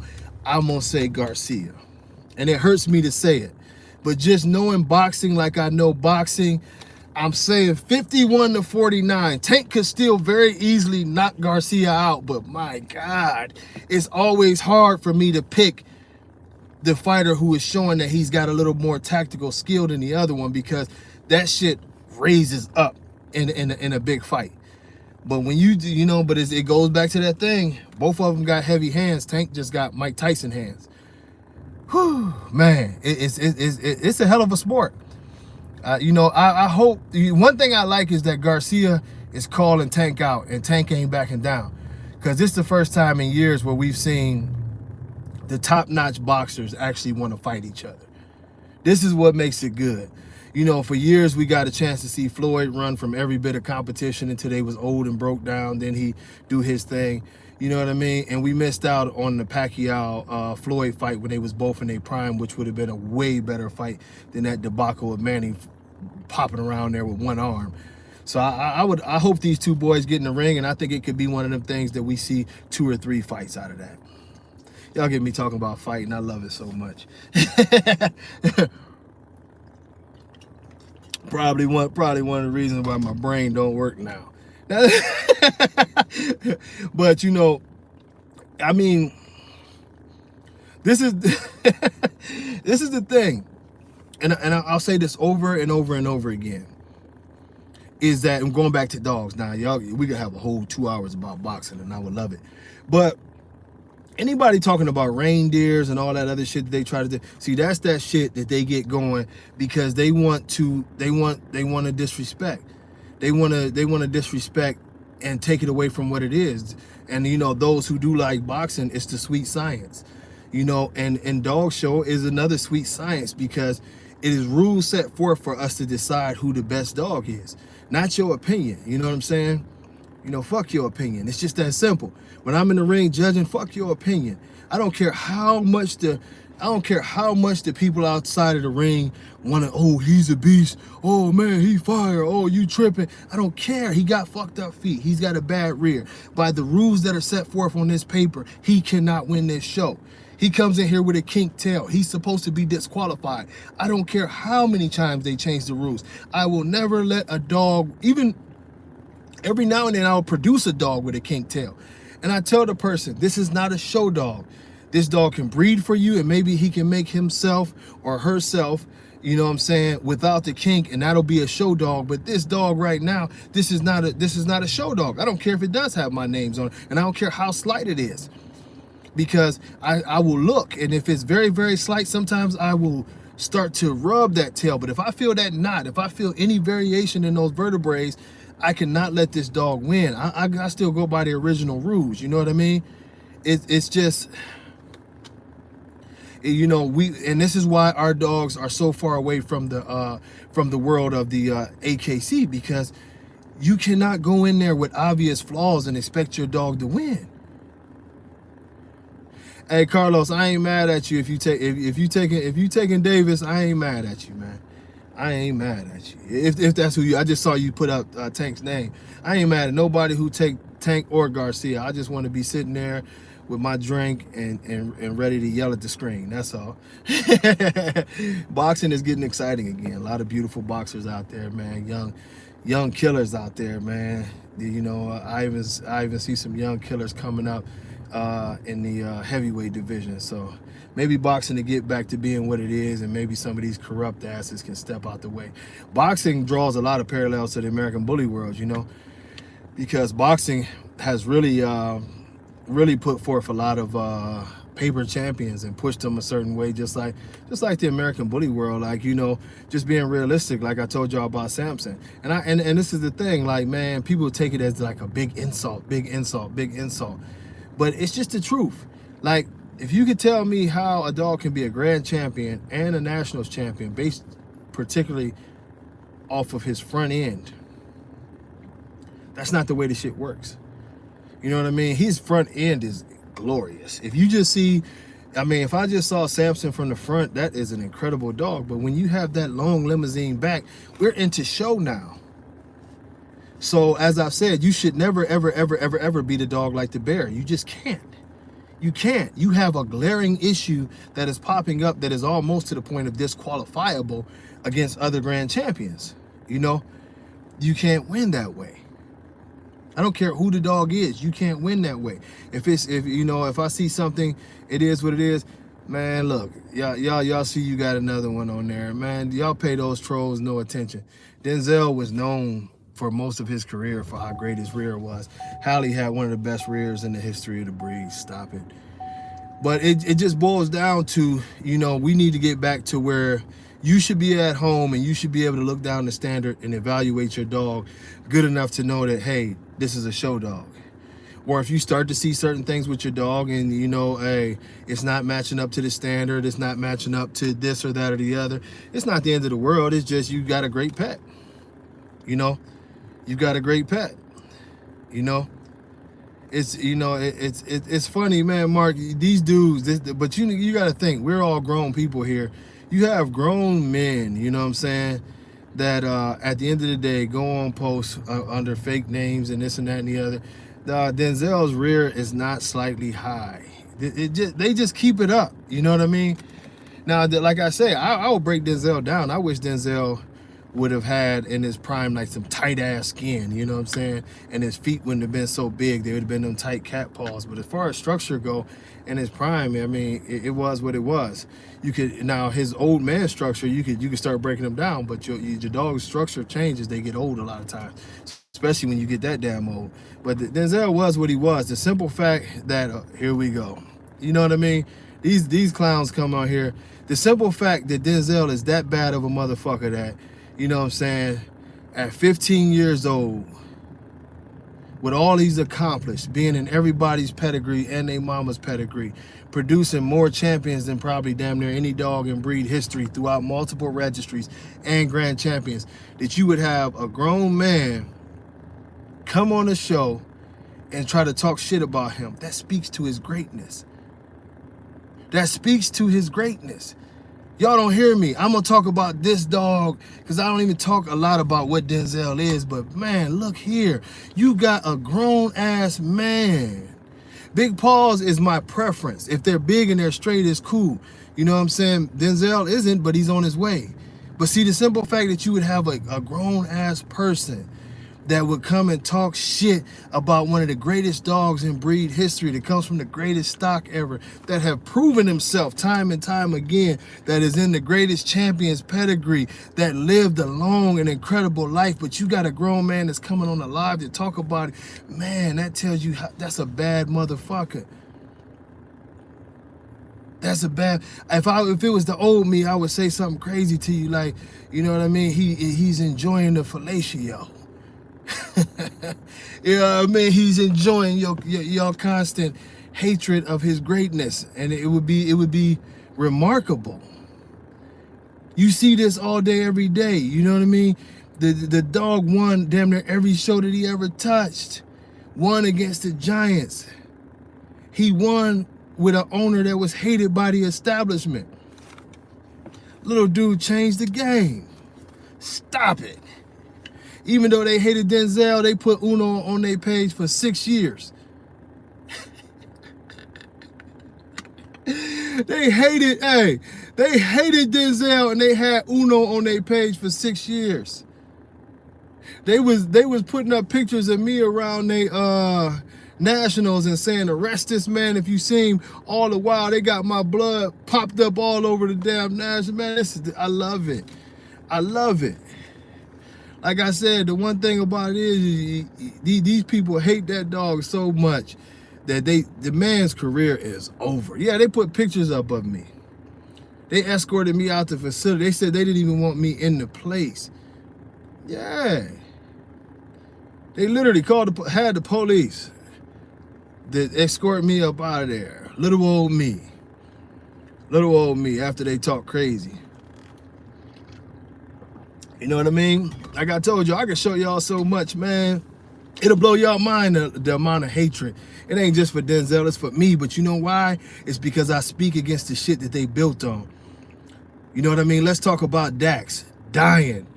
You know what I'm saying? I guarantee you, Midwest Bully Team probably got some old bullshit ass Dax blood in his yard. Motherfucker died trying to bust a nut. Man, my dog was still busting nuts at 12 years old. Naturally. 12 years old, still jumping up on. Now, he be tired. He be tired, but he give him that old man stroke. You know what I'm saying? He give him that old man stroke. He give him that old man stroke. You know what I'm saying? Like, hey, trust me, when my buddies is gone, my dogs live long lives. Denzel's kids is dying. You know what I'm saying? Denzel's kids is dying at 11, 12 years old. Are you serious? I take that as accomplishment. That's why y'all always gotta wish. Y'all gotta wish upon a star, like the little kids in the fairy tales. If you wish upon a star, makes no difference what bully you are.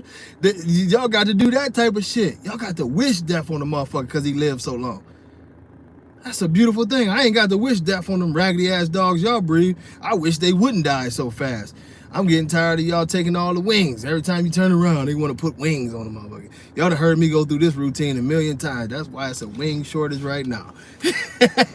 Your dogs die. Anybody jump on a post and they pushing dogs that die at 2 and 3 years old. Yeah, like literally, they always want to bring Dax to me. Stop it. Don't give a shit who get mad. Your hero died trying to get some ass.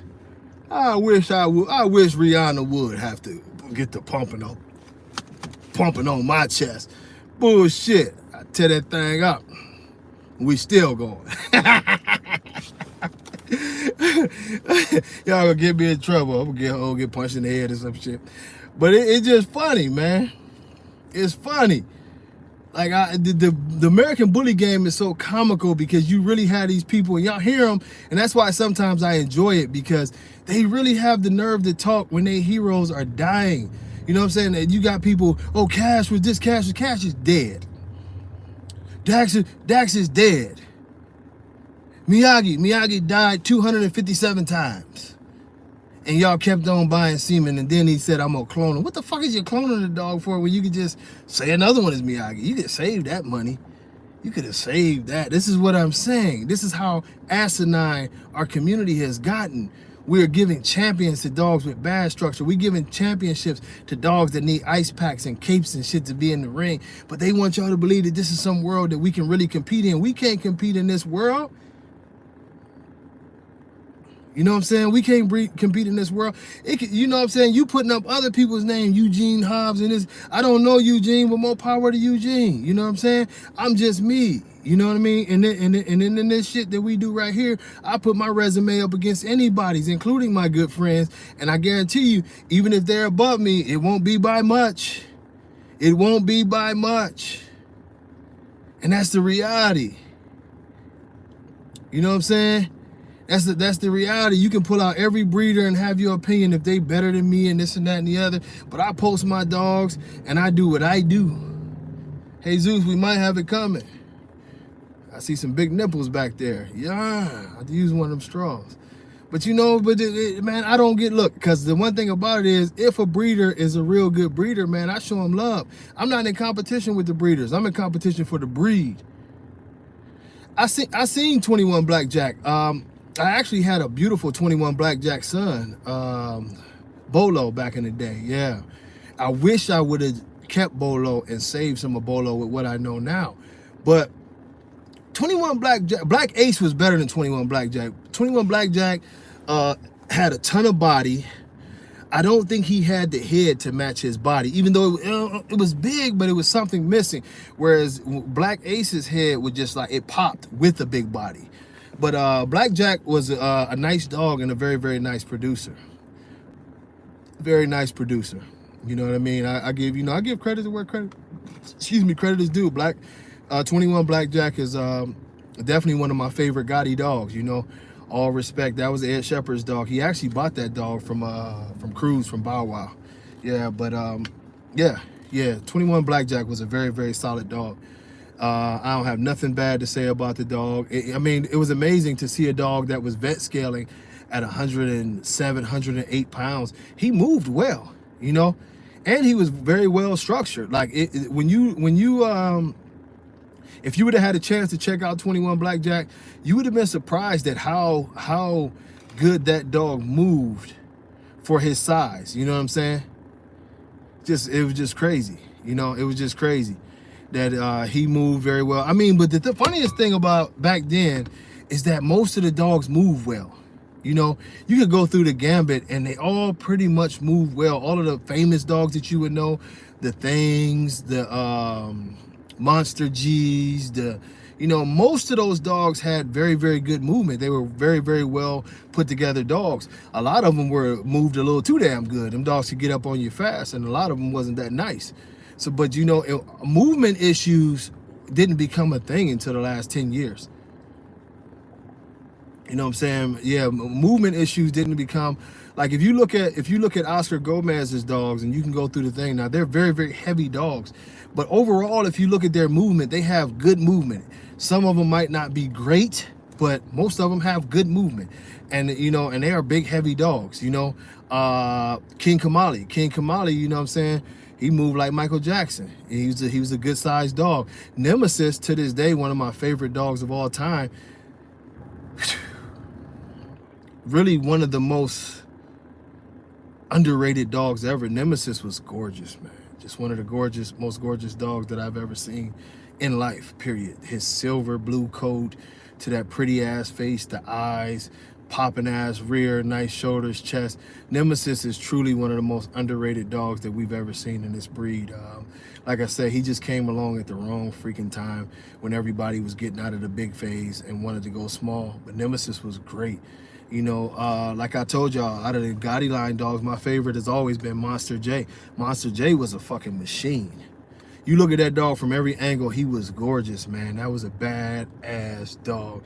I mean, shoulders, nice feet, and he had more drive than a little bit. Monster J, that's why I say when people talk about breeding backwards, they can keep on talking about breeding backwards and saying stupid shit like reindeers and all this other stuff. But the funniest part about it is that, man, those dogs were, you know what I'm saying, were huge, you know. Pratt's trump card. Which one is that? I had to look. I had to look.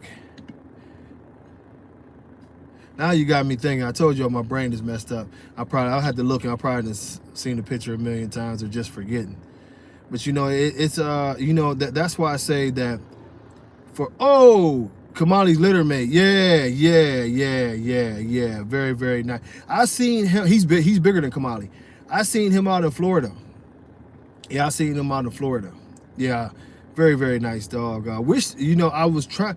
His owners was very, very, very selective on the breeding thing, and he was nice though. Man, Crunk wasn't my style. I'm gonna tell you that. Crunk remind me of a bulldog. You know what I'm saying? Crunk Juice remind me of a bulldog, but to me, he was one of the better ones out of that family. Just not my style, but as far as I've seen some shots of Crunk, and I never got a chance to actually see Crunk in person, but I've seen some shots, and Crunk wasn't built bad at all. It's just in his face, he was a little more too much bully for me, you know? He's a little too bully for me, but I mean, even in the Dax dogs, it's been some nice ass Dax dogs when you talk about looks. I try to keep it 100 down the board. It's been some very, very nice looking Dax dogs, and I told y'all the biggest problem that I always have with the Dax dogs is the appearance sometimes can be very, very, you know, nice, but you still have to deal with the internal and the genetic makeup that would pass on those issues that could be life-threatening or debilitating. And that's always a big no for me, especially when I know it's there heavy, that I don't want to spend 3 or 4 generations trying to get rid of bad genetics. But this is why I say I'm currently good friend of mine, you know, is passing me on some very, very, very nice frozen, you know, to some of the some legendary blood. I'm getting the excuse me, it's an Excalibur son, and his mother is Manu's little mate sister. So y'all, those who know that's, you can't beat that. You know what I'm saying? That's like Manu the Excalibur basically is what it is, you know. And I'm getting that over here very, very, very soon, in about a month or so. Also, you know, another one I'm not going to talk about, but one of the legends of all legends, believe that, you know. And it's time to bring the real Edge blood back, and to show y'all that, you know, that myth of trying to erase the history, like those dogs were so small and couldn't compete. Nah, man, you talking about dogs that was 18, 19 inches. And the difference in poundage, because I know y'all see a lot of people always talk about, well, my dog, you know, these dogs now 120 pounds and, you know, this, that, and the other. We're going to get some Castro in there, but it's going to be brilliantly placed, let me tell you that. Because we don't have a ton of it, so we got to brilliantly place that blood. Because that's, remember, Castro is also Manu the Gav. Manu the Gav to Denzel. So, you know, we got to place it properly. That's where some of this stuff comes in, to run that back. But the one thing is conditioning. And this is one of the things that I tell people. It's like the difference between a bodybuilder and a power lifter. The old dogs were bodybuilders. You could see how shredded they were. You could see, you know, how they carried their muscle really, really well, how they still moved well. Everything was put together. Whereas now you have a lot of power lifter type dogs, or steroid dogs. And that's the big difference. Like, so when you start talking about, oh, my dog was 18 inches and weighed in at 118 pounds and this, that, and the other. Well, we had a lot of 18-inch dogs that were over 100 pounds, not quite 118 pounds. But the difference is conditioning. Our 18-inch, 105, 110-pound dogs were literally the same size, just without the gut, and could breathe, could stand there and heat and breathe through their nose, where some of these heavy dogs are passing out. You know, that was the difference. They act like they changed so much. What they did is they changed the health of the dog. They didn't really make the dogs, you know, bullier per se. You know, if it wasn't changing the breed, they just changed the health of the dog, because they lost the conditioning of the dog. You know, like we would literally take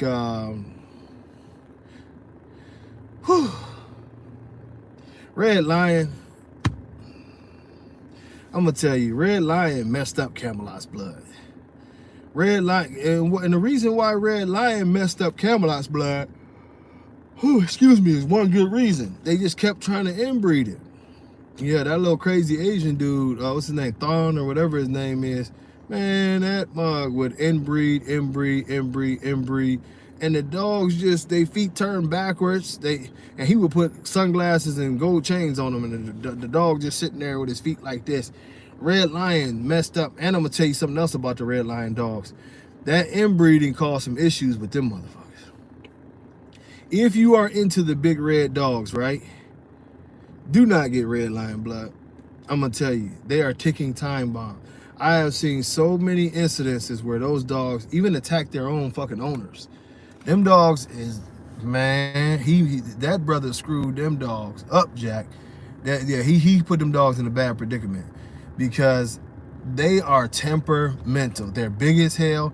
Even the ones that come out, you know, with better conformation, man, them dogs will bite your ass. You know what I'm saying? Yeah, they call them extreme XLs, man. Their legs is all bowed now, feet all messed up. Well, what that is gigantism. Yeah, it's gigantism.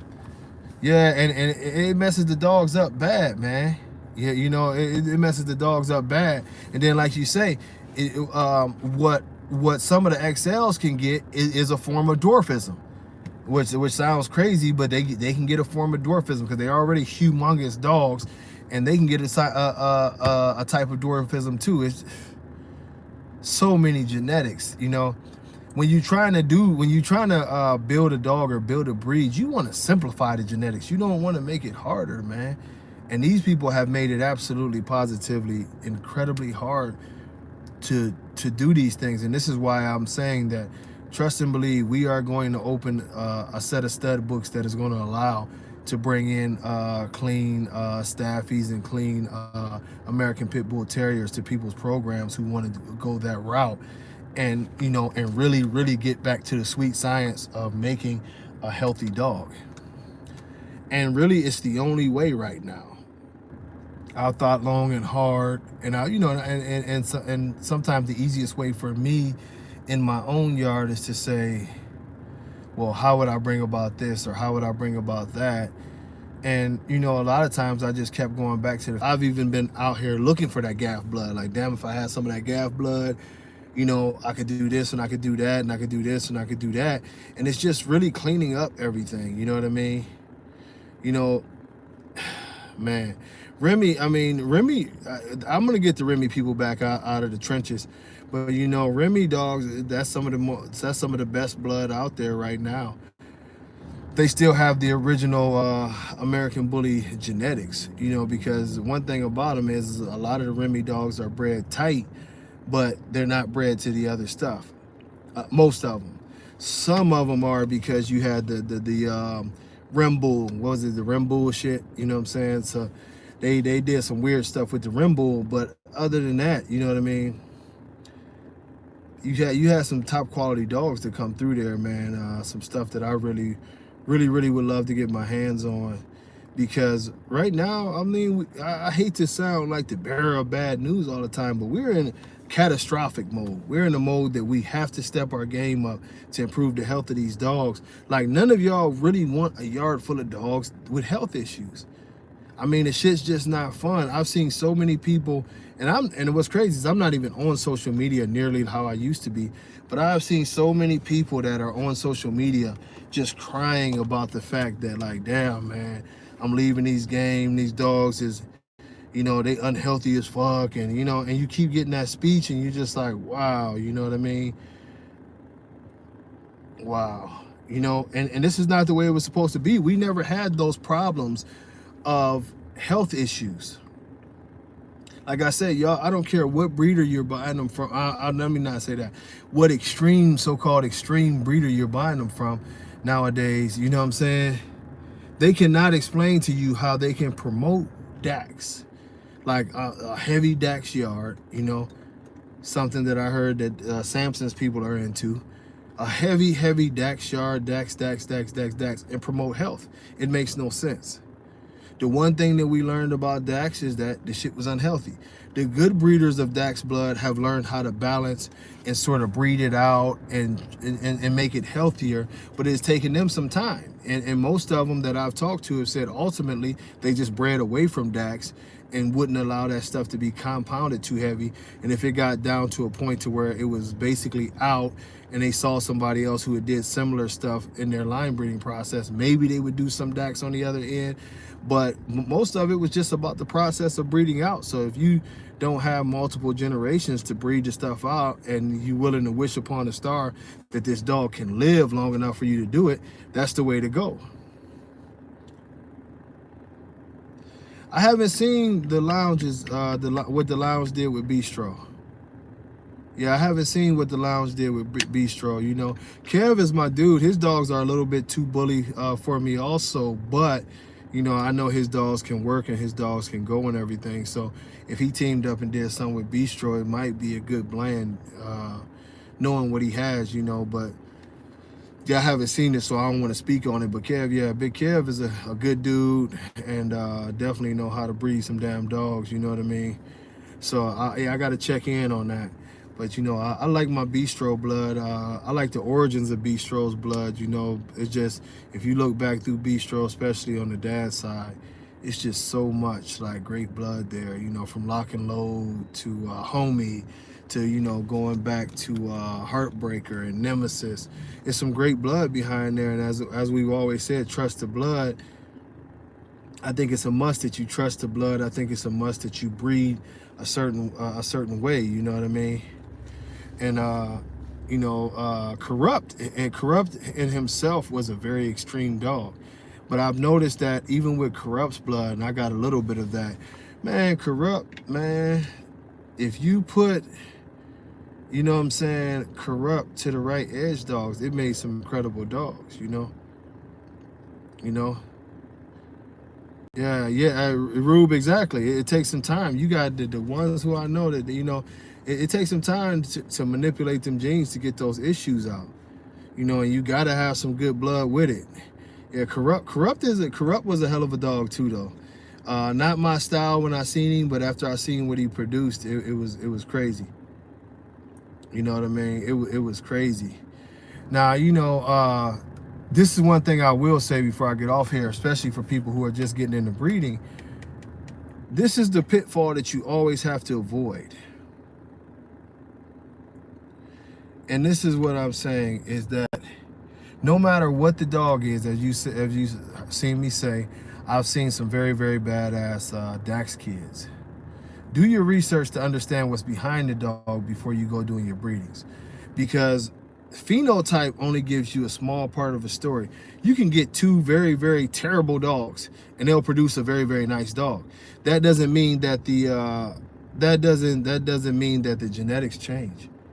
It doesn't. So just because, you know, two terrible dogs produced a great dog, you know, up front, his genetics are still the same, that he is more than likely going to produce the issues that made him terrible. I mean, that made his parents terrible. You know, and this is why I tell you, if you're building a program, study those genetics back, and make sure that you've got enough dogs compiled to make you comfortable with the breeding going forward, that all of the genetics that you have are on point. Because if you don't have all of those genetics lined up and on point, things are going to get bad for you. It's just that simple. You know, it's going to lead to a lot more work for you, and it could possibly end up to the point to where you have to start over. I've seen some things where it transfers so well, and I'm talking about bad genes transfer so well, you know, from one breeding to another, that they literally have destroyed programs. I've seen some guys who've gotten, you know, pumped up off of a certain dog and like, okay, let me breed this, let me breed that, I'm gonna run a lot of this blood, and they just did too much of it. And before you knew it, a lot of their good blood, you know, they look around their yard and they got 7 or 8 dogs that they didn't kept that are starting to form issues, you know. And it's I'm gonna tell you, Biz Markie blood was, for lack of a better term, I say a coin flip. Because Biz was a little bit sloppy, but at times he would, you know, off of his blood, even him himself would throw some very, very nice dogs. But he could throw that sloppiness. So I think the Biz Markie blood, it depends on which variation and how you're breeding it. You know what I mean? Daniel said them Rottweilers, yeah, hey man, they don't play about they Rotties. Yeah, they don't play. That's super high right there.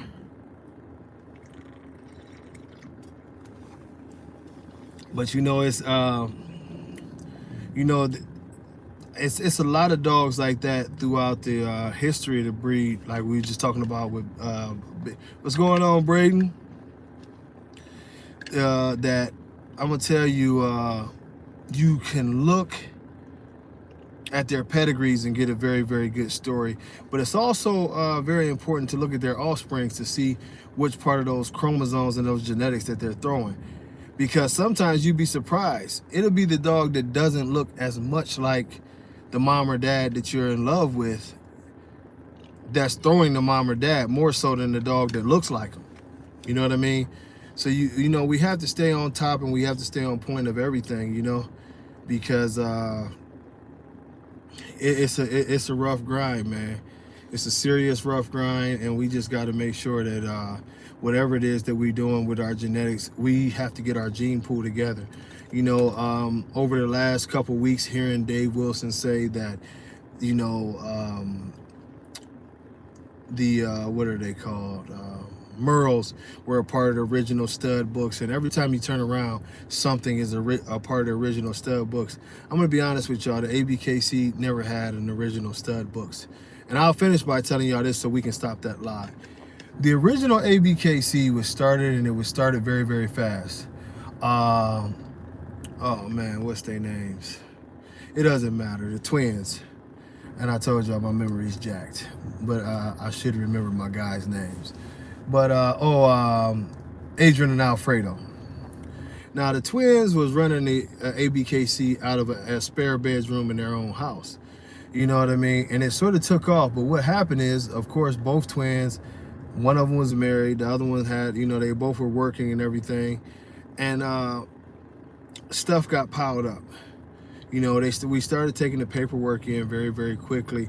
But throughout this process, what happened is, you know, things weren't going out or whatever. So it got changed over to Holiday. Holiday, you know, God rest his soul, got things in perspective. And what he got in perspective is the paperwork in perspective. And, you know, a lot of the points for championships and stuff of that nature wasn't being, you know, accredited to the dogs. It wasn't being checked in. But at least everyone was getting the paperwork out. Once the ABKC got back into the hands of Dave and Deanna Wilson over there, they pulled everything together and got the infrastructure together.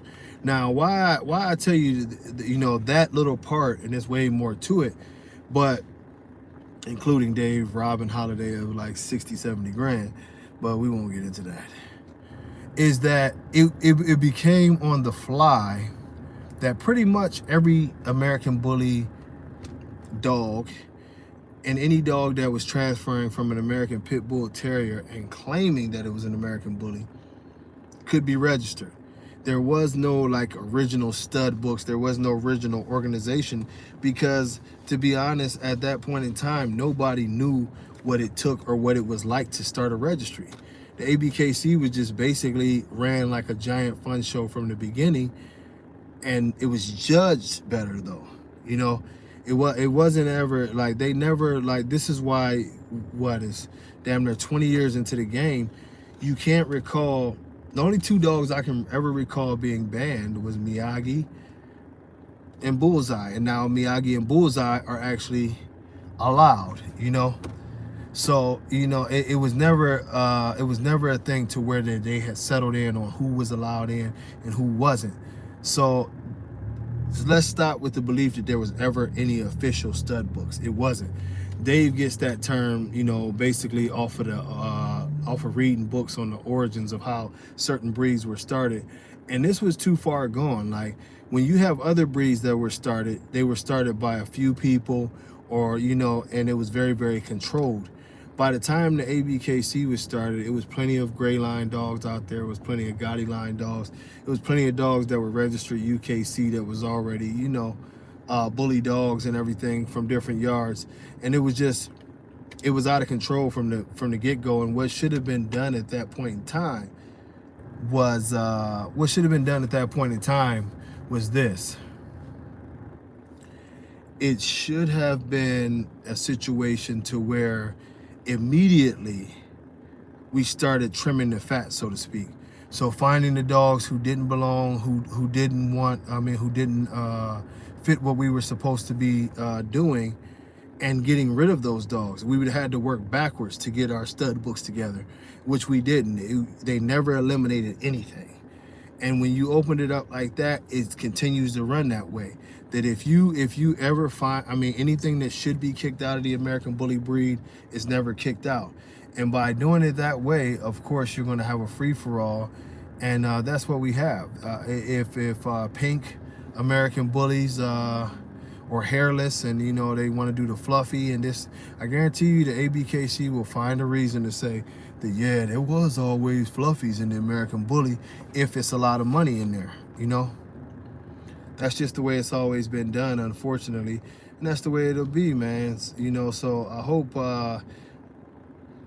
that we can just hit the restart button and go forward and clean up everything and have some real rules and get people to follow rules, and we'll have some fun, man. I was supposed to say this a long time ago, but hit like, subscribe to the page, hit the notification button, and y'all always will get notified when we go live. If you want to make a donation on Cash App, it is tbkc dogs, DOGS. Y'all notice there's more videos coming very, very, very soon. And, you know, I'll be redoing everything with the mentorship program here very soon. Also, I'll put up these puppies, man. You know, it's on y'all. Now, I'm gonna tell y'all right now, the black one that everybody called me about, Dude didn't handle his business. That black male is available. He is incredible. Heavy Paco blood. He's a bad boy. It's a big fawn male in there that's off the hook. It's a Denzel colored boy that's in there. This litter is one of those litters that remind me of another litter I had where it's possibly 4 to 5 champions. Like every male in there is very nice. It's one male that's tiny. And when I say tiny, it's just his stature. But if you look, when he stands up and everything, he's very well built. And he's got this big ass head, you know. He almost reminds me of like a little gargoyle Denzel type, just short, very, you know, very on point. So it's an incredible litter, and I think that everybody will enjoy the pictures and different things like that. Get with me. I tell you what, it should be good to go, man. But as I always tell y'all, if you're gonna drink, I'm messing up my rotation. Call somebody and let them know you love them. Call your grandma, call your mama, call your kids, call your best friend you ain't talked to in a minute. Call somebody, let them know I'm just checking on you. You never know what people are going through. People fight depression. People have bad things going on. People might have got bad news. And it'd be great to hear from somebody that they care about. Now, if you're going to drink, make sure you're drinking good. If you're going to smoke, do not smoke that old brown stuff. Don't be passing that to nobody. If you're going to eat, you eat that good food. And if you're going to do that other thing that me and Rihanna be doing, make sure you do it well, or he or she will leave your ass. But until next time, y'all, much love. God bless. Peace.